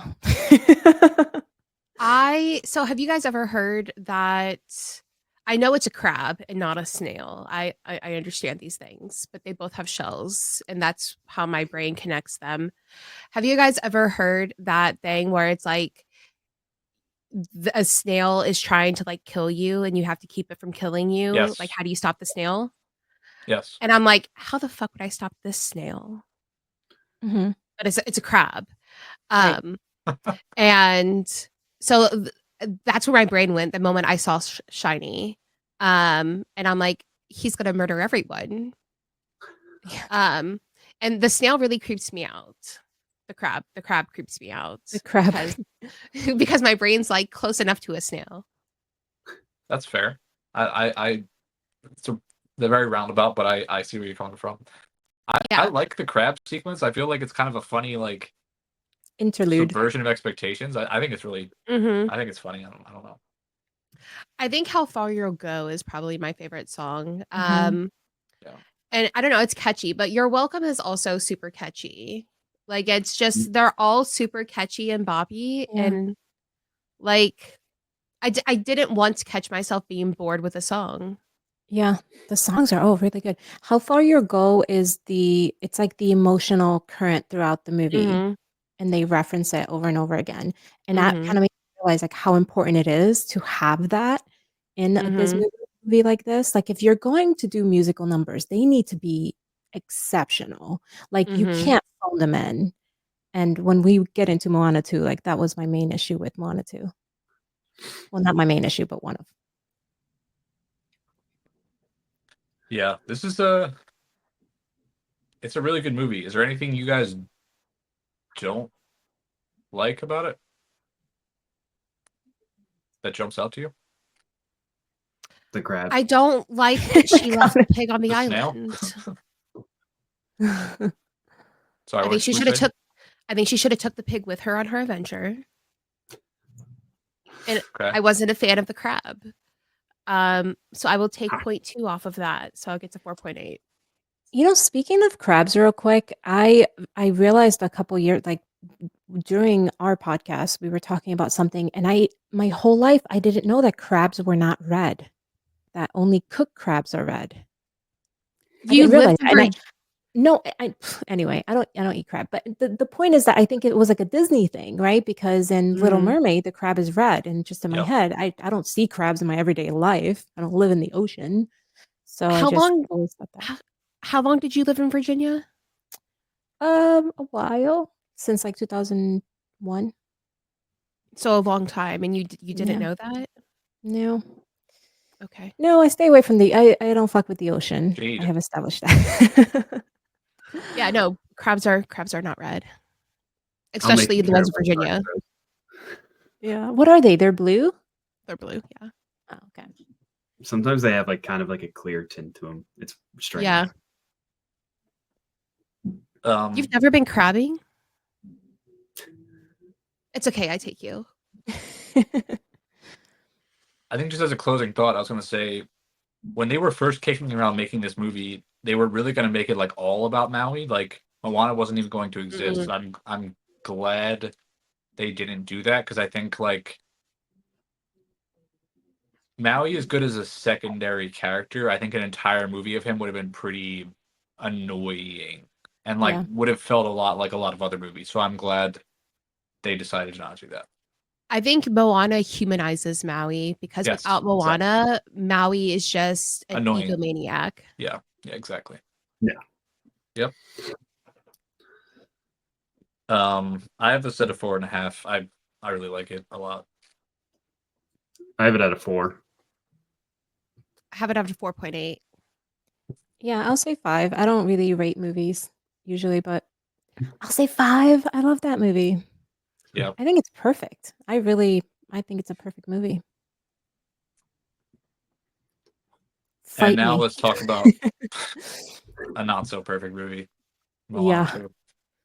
I Let's- think Rose and I were the only ones that have seen this, right? Yeah, maybe. He Do you didn't see wanna- it, so he left. Yeah, I think that's the case. He might have to check on the baby or something. But Yeah. Rose, what do you want to start with your kind of general thoughts here?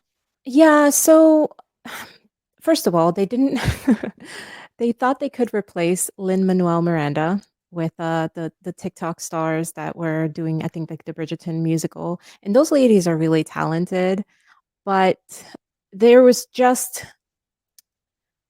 okay, I don't know if it's the fact that the first movie itself was so well written and so well fleshed out that then informed the music, right? Like Yep. what informs what, right? Because the writers that are creating the music, they have to get their cues from somewhere.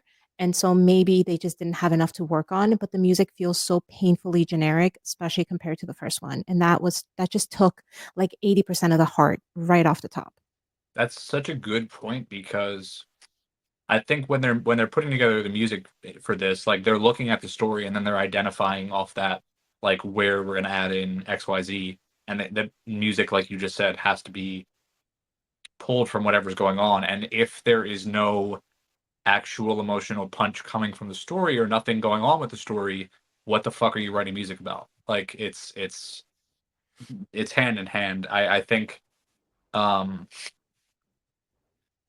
this movie didn't have, like I just talked about, Tasker and Clements directing it. It's David Derrick Jr. and there are 2 other people listed as the director. David Derrick Jr. worked on this is I think his first time directing. He worked as a story artist on Strange World, Encanto, Raya and the Last Dragon, The Lion King, the Bee Movie, How to Train Your Dragon, and the first Moana. But this is, I guess, his first time directing. I really didn't like it. Really didn't like it. And I think maybe watching the first movie so close to it hurt this, but like I also, I'm glad I was able to like remember the story and all. This story feels like almost not there. It's Hmm. just we are going to pull an island out of the water for people to come together. That's the story. And it's just like, do you write this in a day? Like what the Yeah, hell are we doing? yeah, I don't want to say soulless, but like a little bit. I yeah. mean, it's not soulless. What it feels like to me, it's like they spent so much time trying to explain why a second movie was needed in the Yes. story without really like making it worth it, because you could see that, like, yeah, I guess there is thought into like, okay, we need a movie about why these villages need to connect and why they need to come together, these different islands. They're all isolated, and they spend so much, they create new characters to justify this. They create that evil god that for some reason is keeping the people Thanos. apart. And like Moana Thanos, the ocean Yeah. Thanos. Yeah. And so you could see that they put a lot of effort into like justifying the story, but then the actual story just falls flat. And for me, one of the main reasons, aside from the music not hitting, why it falls flat, is that the stakes are kind of a joke, really, Yeah. because the stakes are, hey, Moana, you have to go out there and break this curse, because if your village doesn't connect with other villages, your village will die. And there's like no urgency. It's like at some point between today and In a 300 thousand million years, years your from village now. will be gone. Like Yeah, like anytime between today and 300 million years. And the thing is, there's zero evidence of that, right? Because if there were, for example, the movie opens up with like birth rates are declining, like there's only old people. Like if they show the village being like 90% old people, right? And like which three it just isn't. toddlers. It's not. Exactly. But the Yeah. movie actually opens with the village thriving. Yeah. They're building a bigger like community center because it's thriving. So you're telling us that the future is at stake, but you're not showing us. So it's like, Yeah. why am I supposed to care? And I'm also just like, what is the message here? Like it's so vague and so generic. Like, what is this movie actually saying? And Mm, like, spoiler alert, but at the end they pull the island out of the ocean and immediately all these people from all these other islands appear immediately. Like what are you who are they? Where are they from? Like why are they there? What is the purpose of any of this? Like it's just, you know, in Polynesia, there's like all these different islands with different cultures and different people, and they all existed. They all came from the same place generally, but they all existed independently and had different cultures and different everything. Like that's okay. It's good to have like different. Like, what is the purpose of everyone having to be yeah. together? There's no point to it, and I think it almost like when you think about it from that perspective, like it's kind of strange when you have all these super distinct cultures in area and just being like everyone should be one. Like I don't really think so. Like I don't know. The whole premise and the stakes in general were just not established enough, because in the first Moana, you saw the fruit going rotten, Yeah, it was So I affecting mean, her home, like what yes. you were familiar with. Yeah, And it was serious. Like there were no fishes in the sea, the food was going rotten. Like these people are going to starve. And Moana is watching her dad be too scared to do something about it. And so she goes out there. I yeah, mean, those are pretty big stakes. The idea that your village is one day gonna die out, like, I'm sorry, okay, the sun is gonna take us all out one day. Like let's, yeah, I they could have, instead of focusing again on justifying why they needed a new movie in the story, they could have literally just built a simple scenario of like we need medicine, and there's rumors or there's legends of like these people that know how to make medicine from nature. Like give us a reason to care, because also no one else seems to care. That's the thing too. In the first Moana, all the villagers were concerned. Like the fishes are gone, the food is rotten. In this movie, no one seems invested in their own survival at all. Like when she's announcing that she's going out there, no one offers to help. Like it's just one teenage girl, and everyone's like, cool, good luck. And she has to go out and ask people to come with her. Yeah, and a lot of people probably already know this, but this wasn't even supposed to be a movie. This was going to be a TV series on Disney Plus. I think Bob Iger said this year, yeah, we made that show into a movie, and then we got the movie that year, and like it feels that way. Like it just there isn't much of a reason for this to exist. I will say we're really dumping on it, but I will say something I like about it is I think it's cool seeing a more mature Moana, um, and seeing kind of like her understanding this is dangerous what I'm doing. Like Mhm. it is sketchy to just be going out. I don't know if I'm going to come back. She has a relationship with her little sister. Addressing kind of like how dangerous and brave these people were. It's I like that aspect of it, and she's a little older. I can understand that. It's not so much like what you said in the first movie of like, oh, I'm just gonna go, it'll be fine. Blah, blah, blah. Like it's like Mhm. no, I might die. Like I might, I'm risking something for people I care about. But like you said, it's not. There's no real reason. So like, if she had died, this would have felt even more Right. like hollow. Like it's just it doesn't it feels so half baked. But I guess that's one aspect of it I did kind of like, just seeing her a little more aware of the dangers and understanding that aspect of it. Yeah, more mature Moana. I Yeah. didn't get a chance to watch it, but I did listen to some of the songs. And I think Lin-Manuel Miranda is a genius. So I think going from having him to not having him was just, I don't know. It didn't hit. I I didn't connect with any of the songs that I was able to listen to from this movie. It just like I said, maybe I'm biased because I do think Lin-Manuel Miranda is a musical genius. Yeah. He's amazing. And the movies from the songs from the first movie were just so impactful and powerful and boppy, and I just didn't feel it with the second one. I think like there's not one song here that like sticks in your head. Mhm. There was like a couple songs I liked. I think Moana's first song she had by herself that was a little more slow and serious. I thought that was solid, but like there's not like I watched it last night. I couldn't name a Yeah. song without looking at it. Um Mhm. so that's not good. But at the same time, people like it. People everyone seems to like this. Oh, Um uh, really? It's getting I haven't seen any so reviews. critics are kind of dumping on it. Okay. But general audiences like the cinema score or whatever is like an A minus. It has like a 90% on Rotten Tomatoes. Like people like it, and this feels way more just for like little kids to just kind of look at and be like, "I'm having fun." It's colorful. Maui is funny. There's a lot of the pig and the chicken just like doing dumb shit. The humor here, like Rose, does your theater laugh in this? Like I don't remember. I don't remember hearing laughter. No. like my theater was like half like families, and nobody really laughed at any jokes like, at all. Like Yeah. it was I don't know, and I don't it's not like a really like a laugh out loud movie necessarily, but like I think even the slapstick stuff to me is just like wasn't funny. And I think the first movie is pretty funny, and Yeah.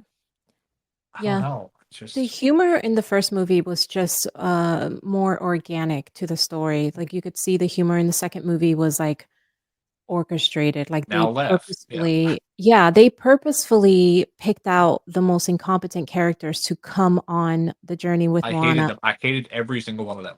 Like, Like why? Why? She would be so fine on her own, but it's like it's almost like they weren't there originally and they were like, we need to plug them in because we need humor. yeah, and we And need something new for this movie. So right. here's three, or I guess the one guy wasn't new, but like here's two new characters. The one guy just like is a simp for Maui. He's a complete moron. That's all he Mhm. does, and it's supposed to be funny that like he really likes Maui, and it's that joke is made like 9 times in a row. It's like, Mm-hmm. and then He's a the fangirl. other woman is like a shipbuilder or something, but all she does is like sabotage them and like try to destroy the ship. It's very Yeah. like I don't know why they were there. And then the older guy is growing food that you never see them eat or interact with ever. So it's just like, Yeah. why are you here? I don't know. If we're looking for something good to say about the movie, I will say this because stories, good stories have a point in the plot. It's called like the black moment or the black point, and it's when all hope is lost and you just don't see a way out for the characters. And when you have that moment, the resolution, like the emotional payoff is bigger. And this movie had a really, really, really good black point because there was that moment where uh Maui is down, Moana is like there's no way to get to the island. The ship is wrecked. In the And water. you just right, yeah. Yeah. And you just Yeah. really feel like, how are they going to get out of this? Like there is no way out of this. And I really felt that moment. I almost felt it more like I'm trying to think back to what that black point was in the original Moana. And I don't remember there being like as impactful of a black point in the first Moana, even though I obviously did enjoy that movie better. So I will give that to this one. It did have a more impactful kind of like all hope is lost moment, which is I think is very necessary to then have the resolution feel more fulfilling. That moment was good, and like I think the score kind of cut out a little bit, and it was like a little quieter. I was like, oh, this is a movie moment from like a better movie. Like that, cool. Right. But Yes. in that, I'm almost like, kill a character or something. Like like actually do something. Like I don't know. And Moana like fake dies in this, Hmm. and I was almost like, maybe just let her die and maybe become like a spirit, and then maybe if you want to make a third movie, maybe her little sister comes up, and maybe she's working with Spirit Mo. Like I guess that would Yeah. be really heavy for a kids movie, but it's just like, oh, she's dead, and then Maui is no longer a god, and then Maui's a god again, and she's alive, and she's a god demigod too. It's like, Yeah. Yeah. what was the fucking point of any of this? Like, The resolution was very quickly. We need to tie a bow on this. Very pretty bow, very quickly, quick, before anyone gets upset. It's like yeah, they had like this really great black point, but then they didn't allow the audience to like sit they with got scared of the it. Yeah, consequences. Right. They got so yeah. scared of it. And that was unfortunate because yeah, like Moana like dies and for a wild moment, I was like, holy shit, they killed Moana. And then I thought, no, they're not gonna do that. But that would have And made me like the movie better. Like, 'cause it's yeah, like you're doing something at least bold. Like, I just, yeah. Just the whole movie could have been saved had there been an actual reason for all this to happen. Like, yeah. give us an actual reason. Someone is that, and it doesn't have to be. This is the thing too, is that a lot of times these script writers they feel like they need world-ending stakes. You don't need world-ending The stakes. Marvel They effect, can right? right. It's like the whole world doesn't have to like be at risk. It could be very personal stakes. It could be Moana's dad is dying and she has to go find, these legendary like medicinal people out there somewhere. Like we just have to care and they just didn't make us care about the stakes. And I think I don't know, just like those and obviously like we're writers, so we kind of are you a writer, Dan? I wouldn't classify myself as a writer now. I mean, Yeah. I have written reviews, but I'm not a writer now. Well, I'll call you a writer. But yeah, I feel like, obviously we're looking at things from a different lens, when we're looking at these movies as far as like the story, but that it was disappointing because when I think about it, I'm like, it could have been so much better if it mattered. Yeah. And you Yeah. have this like fantastical, colorful world with all these different islands and people. Like you can do whatever the fuck you want. Like there's so many Yes. opportunities to tell cool stories, and you're just like, it's exactly what you said, where it's the having to one up the stakes of the last story, and it's like the sky beam effect, right? Like all the movies with the sky beam is coming and the world's gonna explode. It's just like that. People feel less about that now because it's just like, Hmm.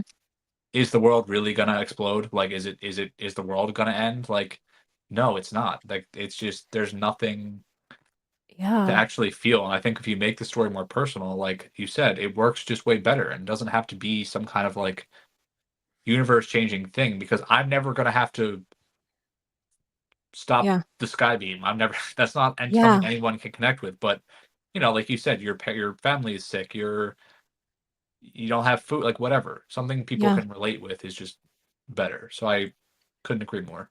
No, that's such a good point that the bigger stakes are almost like matter less because when they say like the world, like the islands are going to disappear, the world is going to end, you're like, that's not going to happen. But if they have a smaller one of like, my dad is dying, the dad might die.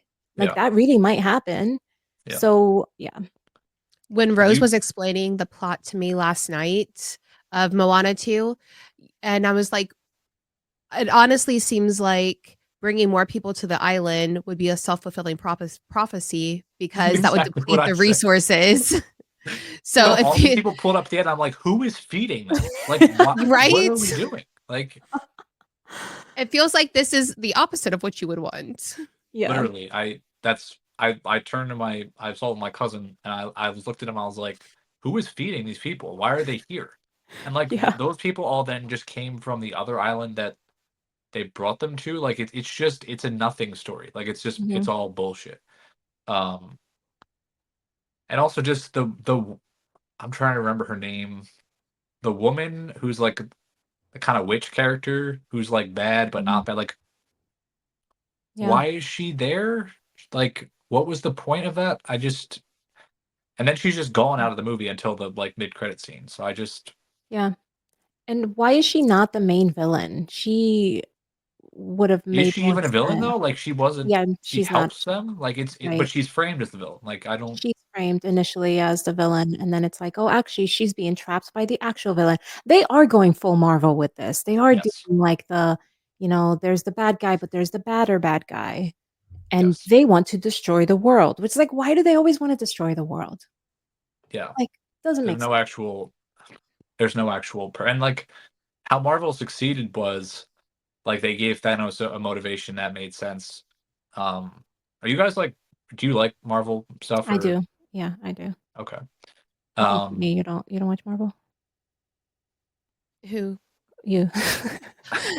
So I did at first, and then I I missed them, and then I got too far behind, and then it was too yeah. much to catch up with, Yeah. and then I stopped. Yeah. So I don't dislike them. I'm just very far behind. And Rose, I was gonna say, I was actually thinking of making a video. Like people always say they understand Thanos' point of view. I find that kind of odd, and I think what's weird is Thanos in the comics, he's like obsessed with death, who's like a person. And that's like he's like in love, Hmm. and he wants to do what he's doing to impress her. That's it. He's literally just like simping for Death, who is now Aubrey Plaza in one in Agatha All Along. That's her character that Thanos was in love with. And I feel like doing dumb shit because you like someone is way more relatable than being like, I'm going to eliminate half the population for population control. Like, people are like, Yeah. oh, I understand that. Like, wouldn't it have been more relatable if he was just in love? I find Yeah. that strange that they made that change. Yeah, no, that's an interesting point because this came out, I think, before COVID, right? Because I remember thinking, like, oh my God, Thanos is so crazy. He wants to get rid of half of the world. After COVID and how dumb people were acting and just the world going to hell in a basket, then I was like, oh no, like Thanos like had a point. Like half of us really are idiots, like but More to than your half. point, even though you could say like, yeah, he has a point, I just don't understand why it matters to him personally. I'd never thought of like, okay, yeah, maybe the universe is overpopulated. It would be better if there were half as many people. But why does it matter to you personally? Because you seem fine, right? Like Thanos is fine. So, So his planet basically got overpopulated, and then there was like famine and disease, and like I think everyone died. So like okay. that's, and then he has this like insane ego where he thinks like, oh, I'm gonna save everyone, even though they don't understand it. So like it is kind of explained, but it's just such a severe response. I don't know. I always thought it was a strange change, but yeah, it feels like they're just like I saw that guy pop up in the credits, and I was like, this is Thanos. Yeah. Like Wait, it's is the that same thing. It's really like the is I'll that do it really myself Thanos? scene. Is Like that's what it's like in Moana too. Oh, okay, gotcha. But it's not the actor, right? What do you mean? Oh no no Oh, no because no you no, said you not saw the him in the same actor. credits. Just when Okay. I saw the Gotcha. character, Yeah. like it reminded me of that moment where they introduced him in the mid credit scene. I was just like, Right. you don't have to do this. Like Right. It was very Going back Marvel-esque. Go ahead, sorry. going back to what Rose had said about a steak that would have made better sense. Have you guys ever seen Once Upon a Forest? no, Okay, so it's a 1993 animated film by 20th Century Fox, and it's about these little woodland creatures whose friend gets poisoned by like a fumigation, and so they have to go on this epic adventure to find special herbs to like cure her. And so, like, they're literally going on this adventure through the woods and through the forest on this like flying machine to get two specific plants to cure their friend from like human poison. Um, and like that's what the whole movie is about. Um, and like that's a small stake because they're only doing it to cure one person. They're only getting enough to cure one person. Um, and that goes back to like that if the dad was sick and she was doing all of this because the dad was sick, that would make a lot more sense than eventually your village is going to die out. These are like children animals Right. going unattended on an adventure. Um but like and it was like that movie like is like super like dark for children yeah, because like she's like dying. She's like Mhm. comatose. Oh my gosh. damn. Yeah, and I really think something like that would have worked a lot more. Um, one thing I wanted to ask you guys about too was like, I guess Rose, when you were watching this, I think it's hard to like when I thought like I don't even know if I'm gonna like review this on TikTok. Like I wouldn't be like, yeah, don't go see this categorically, but I wouldn't be like go see it. I'm just like I don't know. I feel like families are gonna go see it and Mhm. it'll be fine and they're not gonna remember it. But is it like the worst thing in the world? No. And I'm also just like, am I gonna get on there and be like, yeah, don't take your 5-year-old to see Moana? Like it's not that deep. And I'm also like, part of me is like, it's just a colorful movie for little kids. But then part of me is like, well, kids really deserve good storytelling too, and you want to introduce that to them. Like I saw The Wild Robot this year. Yeah. I thought that was amazing, and that's Yeah, for I kids. I watched that too. Yeah, that's a really good movie. Like, am I being too harsh, Yeah. or do I? But I also do think kids should learn what a good story looks like, so they grow up appreciating it. And it's just like I don't want to be an asshole, but I don't. It's hard Right. to think about. I don't know. Yeah, I mean, you know what? The thing is that it's not it's not like categorically terrible. Yeah, It's just disappointing that it could have been better. And I think definitely if you're gonna die on a hill of like movies for kids need to be better, which obviously they should in general. I don't know if this one the one to die. I don't know if this one's the hill to die on because it wasn't like that bad. It's just you just have this exceptional movie and yeah, then you make a sequel and then you phone it in and every part of it is just phoned in. So like it technically works. Like it clocked in and it did its full shift. You know what I'm saying?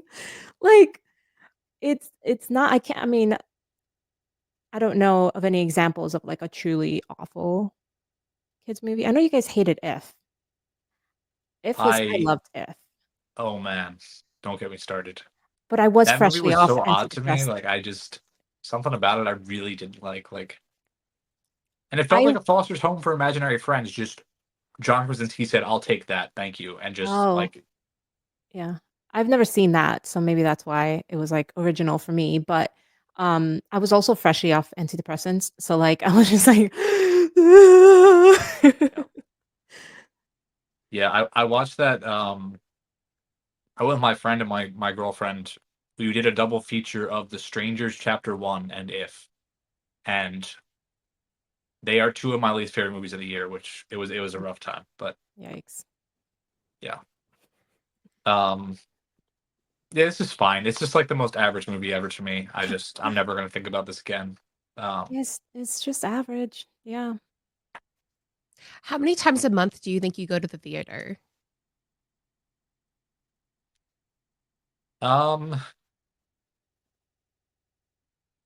Maybe like 5 or 6. Okay. Because like there's one thing Philly has is like there's a network of theaters that are like the Philadelphia Film Society, and they'll Mhm. show like um a lot of older stuff too. Like they have like a curated schedule where Yeah. they and they're really focused on that. So it's really nice, and I'm like a member with them. So I try to go see older stuff as well. Um and I have like AMC the A-list thing, so I can see 3 movies a month or whatever for whatever what I pay. So I try to use that. Yeah. Some months it's just dark though. There's nothing to see. But I think December should be good. Yeah, I've noticed that like a lot of like the film talk people, like they go to they go see movies, like new movies a lot. Yeah. And I personally I don't enjoy going to the movie theater very much. And so the last theater movie I saw was Beetlejuice 2. Um Did you like it? I loved it. I did have a little bit of critique on the whole ex-wife situation. I don't think she needed to be there. I didn't really enjoy that aspect of it. But honestly, I'm a big fan of the original, and I do know that like they could have came in, had Michael Keaton dressed up as Beetlejuice do a monologue for 15 minutes and then rolled the credits, and I would have been like perfect no notes. Perfect. So yeah, that's it. That's all I wanted. So I mean I think that for what it was a great movie, but I don't like the ex-wife subplot there. I don't think she added anything. Well, what she added is she's with Tim Burton. So Oh. I Oh, think okay. That makes yeah. sense. Yeah. Um I thought I liked the sequel. I like it better than the first one. I think yeah. When I watch Beetlejuice now, I'm like, this feels so disjointed. Like I feel like it's some like iconic moments, and then around that, it's just like Mhm. the story is like really wishy-washy and like not really there, but there's some moments that are so good that everyone's just like Beetlejuice is awesome. But How dare you? I'm not I'm a fan sorry. of Beetlejuice either. Yeah. I just something Mm. about it, I don't know. I also just like I like really don't like Tim Burton kind of as a person, and I think that affects kind of how I view a lot of his movies. But I did like the sequel. I thought it was good. My sister is a huge Tim Burton fan. She has like an entire leg sleeve of Tim Burton tattoos. Damn. Um, it's quite impressive. That is impressive. And you said you My like Big Fish a lot too, right? I do like Big Fish a lot. And I don't know, Big Fish, I just like sob. Like it's just such a sad movie. Um, and so like I don't watch it often just Yeah. because it's sad. But I love it in general. Like I did Yeah. a interview with Wasteland Reviewer a while back, and it's like if you could watch one movie for the rest of your life, it would be Big Fish. Um, That's a good and question. then like The Prestige is a close second, even though it's not Tim Burton, but The Love that Prestige is movie. a close second.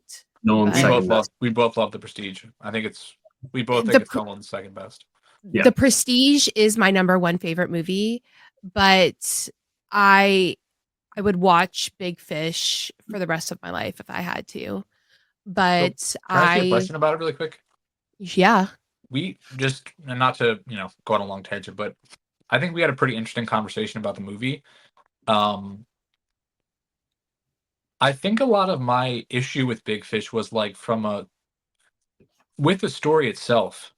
I feel like there's an acceptance at the end of just the fact that the dad is full of shit, and that's just how he's Mhm. lived his life, but that has had a massive negative impact on his family.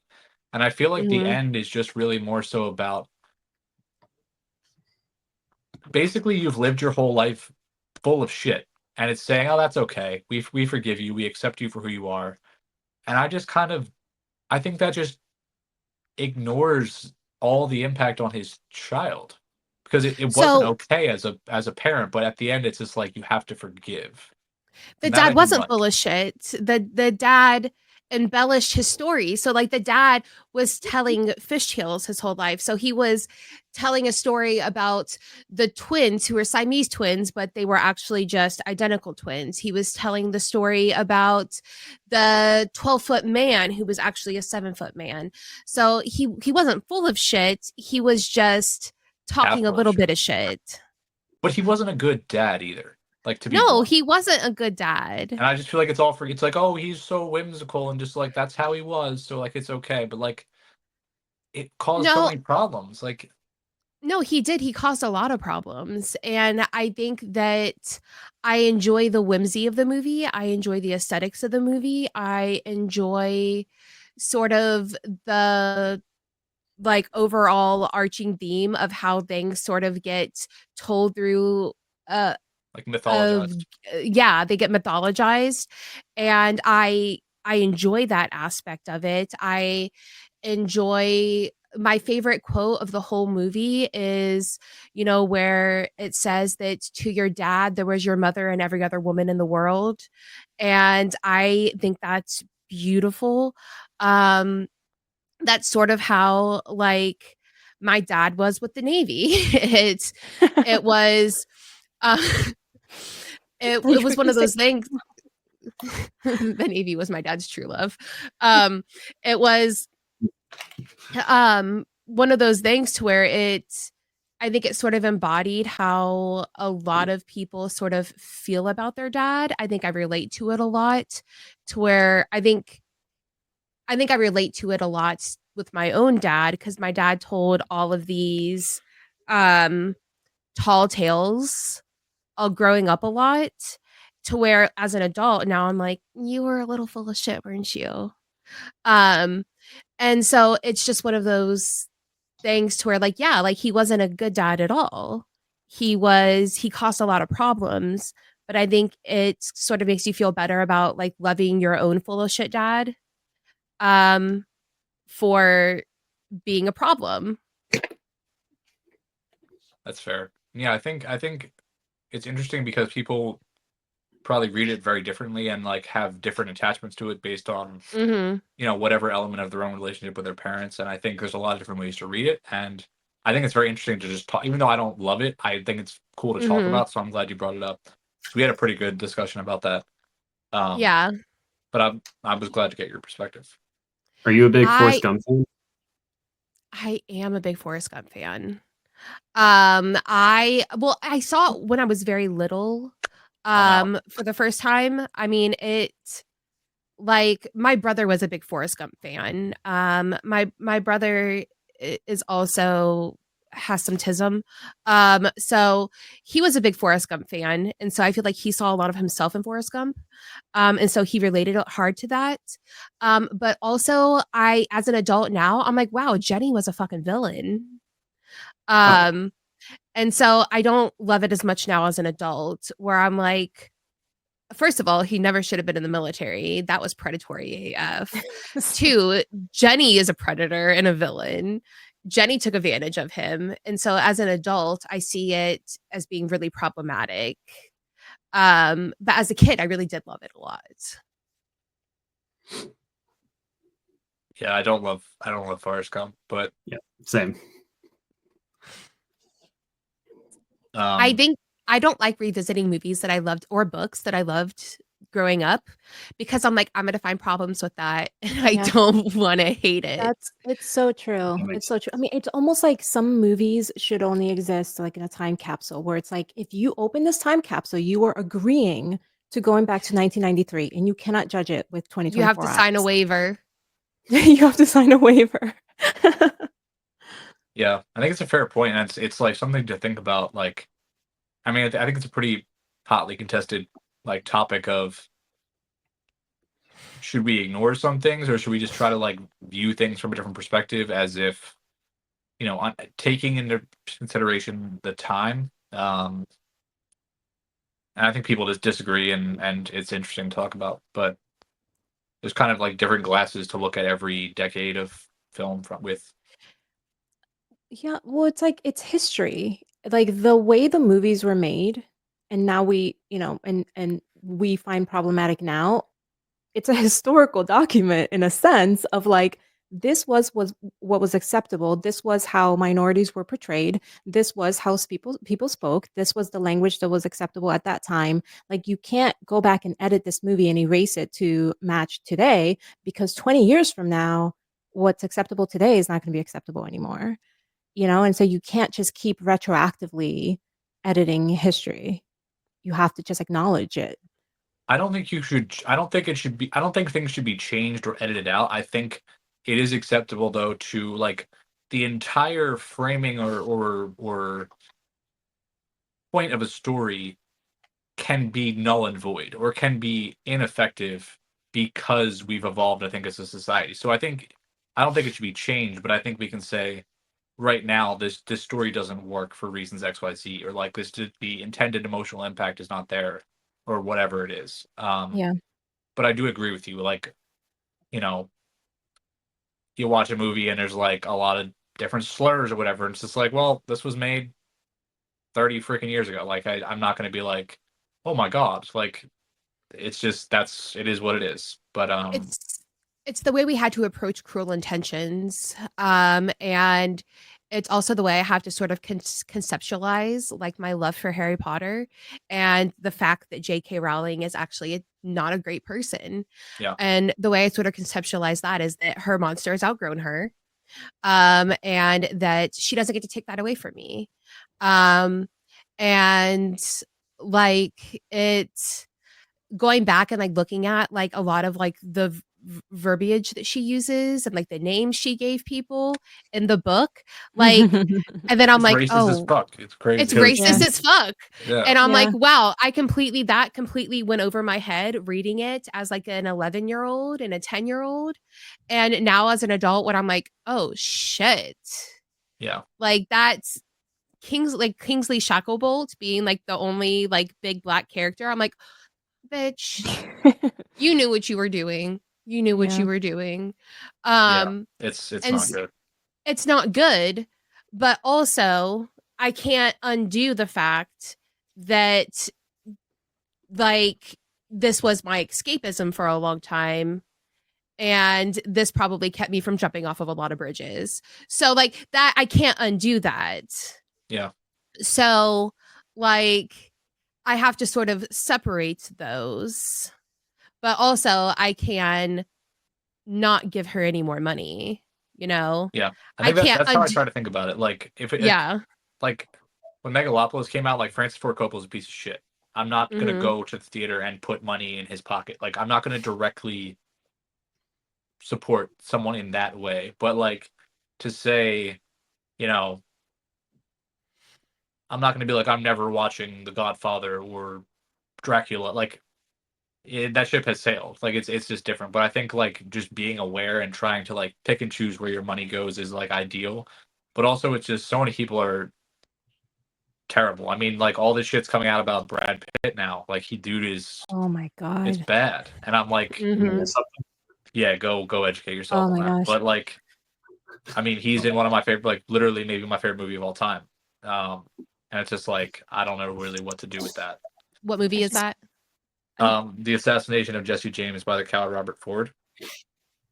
I just wish we knew less about these people, because like, just generally people are. But don't you want to know if he's like beating the shit out of his wife? Like, you should know that, I mean, right? like, okay, yes, I would love to know the really awful, terrible people, but then there's also just like mid-tier terrible people that was like, this sounds like a personal thing, and like, keep it out of your professional life, that sort like, of thing. Is there someone that's in your mind, or like someone you're thinking about? Or just... Okay, so for example, I mean, this isn't actor related, but just popped in my head, like Aaron Hernandez. He was like this the football player that like killed a bunch of people or whatever.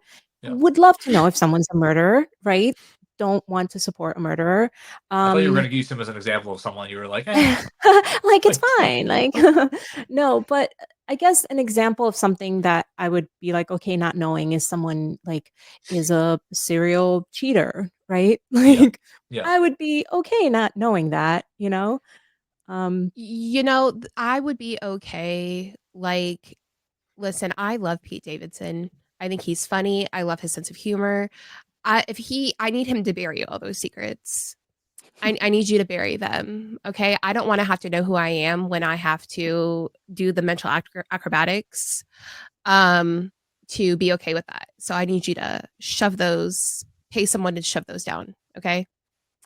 And like I thought that's how it would be with J.K. Rowling, but then when it came out with all this stuff, I'm like, yeah, that actually makes a lot of sense. That actually checks out a lot. But I don't know. Honestly, with all this stuff that's coming out with people in Hollywood, I'm just like, it doesn't surprise me anymore. Yeah. Like it just doesn't surprise me anymore. They're all probably terrible people. Yeah. As far as I'm concerned, Jake Gyllenhaal's a good person. What? We will fight. I will catch you in the Kentucky streets and we will fight. You told me where you live. What he did to my girl Taylor Swift. Have you ever had mashed It wasn't potatoes that put in deep. your yard, my It wasn't dude? that deep. I will say, Jake Gyllenhaal had that. Did you ever hear about that story about that movie he was making in France where he just like crashed the fuck out and like or is France or England? He like destroyed an entire movie. He like had a complete breakdown and was like Wow. doing wild shit on the set. It cost people a lot of money. You should go read about that. It's like kind of funny, but also not. But I think he's generally whatever. So listen, with the Jake Gyllenhaal thing, I will broaden it to male or female. I think that big age gaps when one person is in their late teens, like 18, 19, I will even go up to like 21, 22, and then somebody else is in their 30s, 40s. Wait, did he do that? Weird. Yeah. Who was? It was Taylor Swift. She was that young? Yes. I didn't know she was that young. She was, she was like 19 when they dated. Yeah, I think it's fucking weird. Okay. No, I it think is it's weird. fucking weird. Like that's why I can't even enjoy the movie like Lost in Translation because of the age gap. I think it's fucking weird. I think that like if somebody's 31 and somebody's 45, you guys have a lot more in common than a 30-year-old and a 19-year-old. You guys like they're different life spaces. It's fucking weird. Your brain is developing until you're 25, right? Yeah. So like, I mean, I think it's weird. And I think that it just kind of shows like sort of a pedo aspect when a 35-year-old or a 30-year-old is dating a 19-year-old. Like, my dude, like, if you want to date teenagers, just say you want to date teenagers. Like, I think you should get a therapist, and like, that's not okay. Like, you guys have nothing in common. Yeah. Like, sure, they're legal technically, but I don't want to see your browser history. When you have to go, they're legal, there's an issue. Yeah. Like, if you have to justify, well, technically they're legal. That's weird. Just like I used to love Leonardo DiCaprio. Like I used to say he was my future second husband. Like listen, I fell in love with him when I was 9 and I saw Titanic. It was a whole thing. But now like I'm 35. I'm too old for him by like 10 years. It's when I know it's fucking weird considering he's 15 years older than I am. The fact that you're consistently dating women half your age, it's weird. Just like when women date men half their age, it's weird. Yeah, and you just wonder, like, what do people talk about? Like, Bill Belichick, the ex coach of the Patriots, like, he's 70, his girlfriend's like 22 or something. I think she's 23. 23. What the fuck are you talking about? And that's obviously an extreme nursing homes thing. But like, literally, what do you like? What is your day to day? Like, I'm 31. Like, man or woman as a friendship, like I wouldn't be friends with like a 22-year-old because like I don't know what am I. We don't have anything in common, and that's. I'm happy I fit your age range. How old are you, Connor? I'm happy I fit your age range. I'm 26. Yeah, you'd be fine. Yeah, 26. But well, no, he was born. He said he was born in 98, so he's 9 years younger than me. So he's 26. Courtney's fact checking you with her brain. Yeah. Yeah, I don't understand it. The Leonardo DiCaprio stuff, I'm just like, it's just weird. And also like don't you get tired of that too? Like, don't you want to have like an actual substantial relationship? Like, that seems exhausting. Like, that's, I don't know. It's very odd. I don't think they do. Yeah. No, I Yeah. think that's the whole point. And it speaks to like a broader or like a pathology when you're going for people that are way, way younger than you. You don't want someone who is gonna call you on your bullshit. You want Yeah, that's someone true. because Someone will be like, oh yeah, no, yeah. Like, yeah. No, speaking from experience, early 20-something-year-old women, like when you're 18, 19, 20, 20, you're just like, I can fix him. You don't Babes, you you don't can't. see, yeah. But yeah. You can't. My daughter right now, she's 14. And her English teacher is one of my best friends. And she had texted me. She's like, hey, she's like, Violet's making goo goo eyes at this boy in class. She's like, he needs fixing. So you might want to nip that real quick. And so Violet had came home and she was like, he reminds me of Draco Malfoy. And I'm like, oh no, absolutely not. Yeah, it's not good. Not good. Draco from which book? Which book, my love? Yeah. Oh, that's a good point. Is there a good option? I mean, I guess if you're talking Draco at the very end of book 7, that's much better than Draco mid-3rd book. I guess, yeah. Yeah, we got on quite the tangent here, but yeah.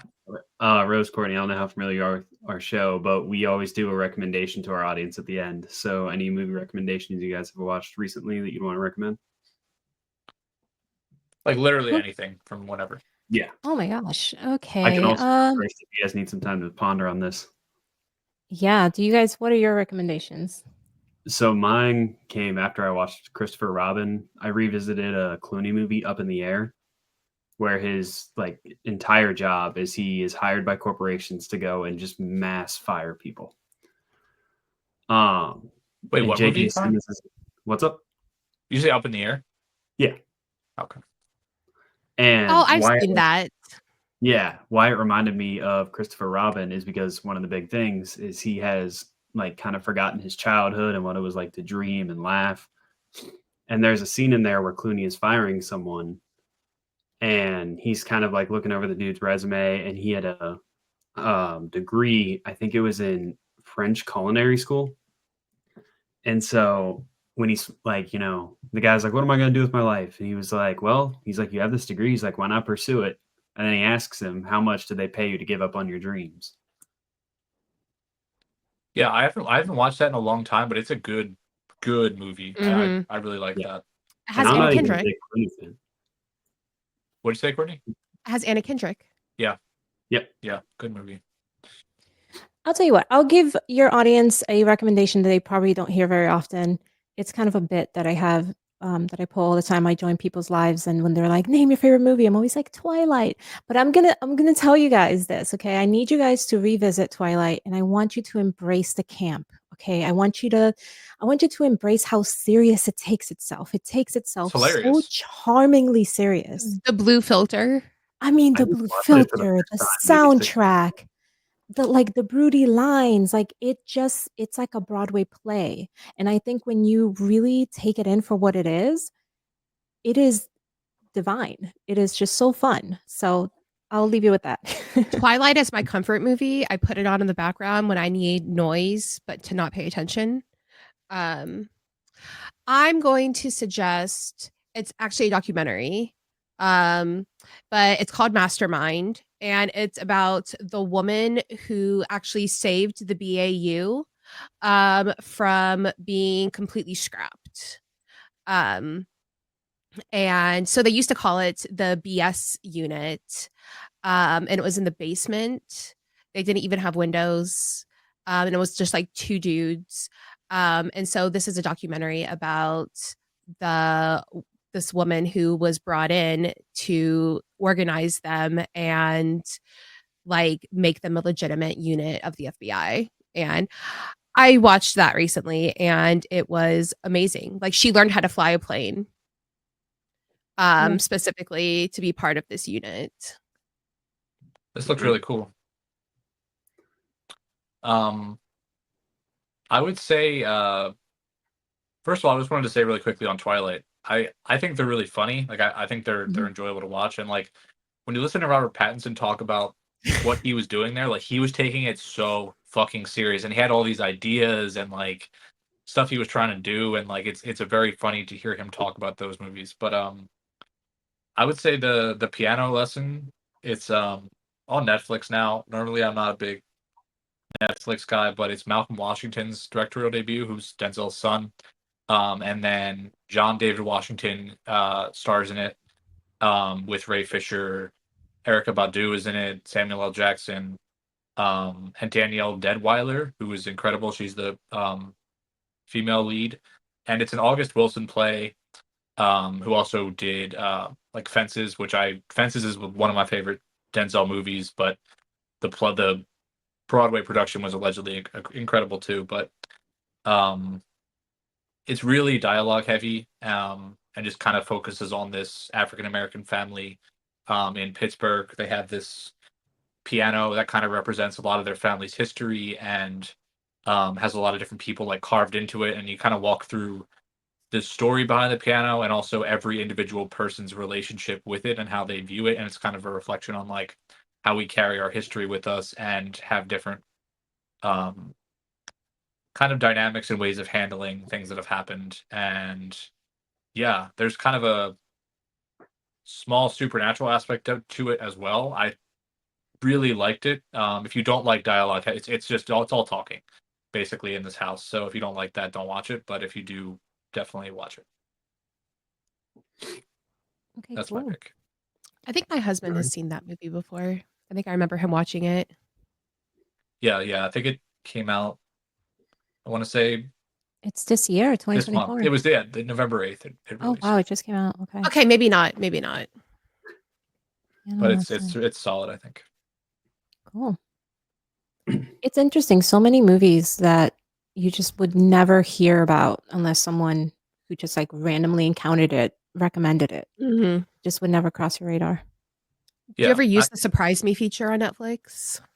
I don't like surprises. I didn't know that was an option. Yeah, I don't want to see how Netflix surprises me, honestly. Yeah. I don't really touch a Netflix anymore. But yeah, I think like,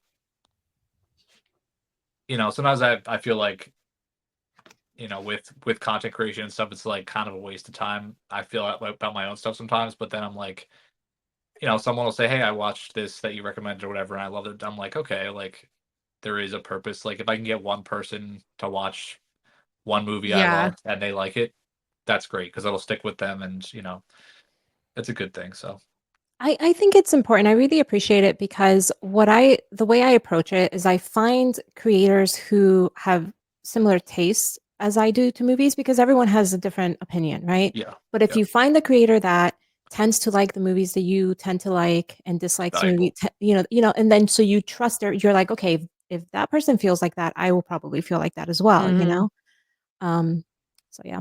So that's how I feel about your content, Dan. I feel like when you don't like a movie, I'm like, okay, he has historically disliked a lot of the movies that I disliked, so I probably might, feel the same way about it. So it keeps me from spending money on it preemptively. Yeah. Like Gladiator 2, for example, that I was really excited to go see, and I'm like, ugh, because it's the worst when you make the trip and then you're just disappointed and you feel. I was so bummed with that. Like I was so excited at the start of the year. Then as I heard more and more, and I heard like the first influencer reactions, everyone was like, "Oh, it's perfect." And I was like, I don't know. Then I started reading more actual reviews, and like, I still was trying to be excited, but it was not good. But I think what you just said is so important. Like, everyone should not follow everyone.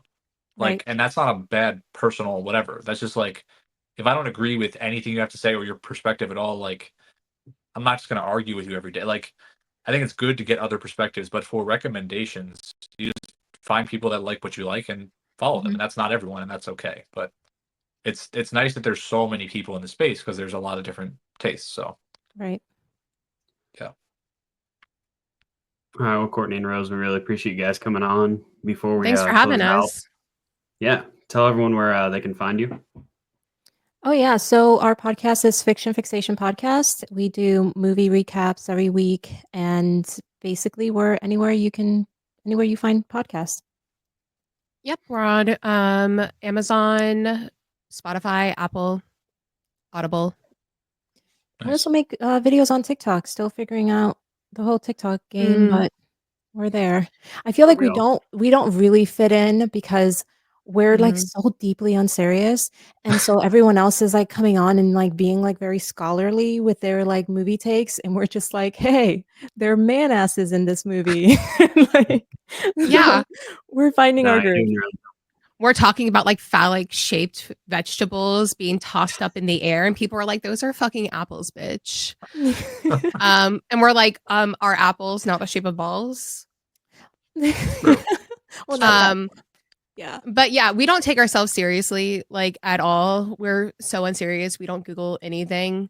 And the things we do Google are definitely not important. We're like Googling when Brad Pitt and Angelina Jolie got divorced. And people love to argue with us. Honestly, our biggest hot take has been a Twilight thing where people just wanted to come and scream at us that we're fucking stupid and wrong. Yeah. You know that part in Twilight where Jacob is like, "Where you been, Loca?" You know, and I'm Hispanic, and that kind of like I was like, "Wait, are they just confusing brown peoples? Like they just think like Native Americans and Spanish people are the same thing?" And so I just made a video about that. Like I literally was just like, this came out of nowhere. There's no other representation of him speaking Spanish. And yeah, it was an explosion in the comments. People were like, no, you're wrong and you're dumb because the border used to come all the way up. And then, so it's very common that, indigenous people actually are Hispanic also. And then me being a research person, I love research. I'm like, well, from the location of Jacob's tribe and from the actual tribe information from the tribe that Jacob's tribe was based on, they don't overlap with Hispanic culture at all. If anything, it's Inuit culture that they overlap with. So no. And then also there's no other Hispanic words that he says. Nobody else in his tribe uses any other Hispanic words. It doesn't make any fucking sense. Okay. It doesn't make any sense. It came out of nowhere. And then they're like, him and Bella had Spanish together at school. They went to different fucking schools. You didn't even see the movie. Shut up. I was ready to clap back like crazy. And Rose was like, Courtney, let it go. I'm sorry. I got you heated. Kind of what they did in one of our videos. You got to clap back though, because then they'll just keep going. And just okay. First of all, like, I'm okay. Like if people want to call me dumb or whatever, or like yell at me, I'm fine. But when people like want to yell at Rose, I get really mad because Rose is the nicest person I've ever met in my life. So like, you don't get to be mean to her. Okay. You don't get to be mean to her. All right. Because she's the nicest person I've ever met. And I'll fucking hurt your feelings. I'll hurt your mom's feelings. All right. I'll sleep with your fucking dad. All right. I will fuck your dad if you are mean to her.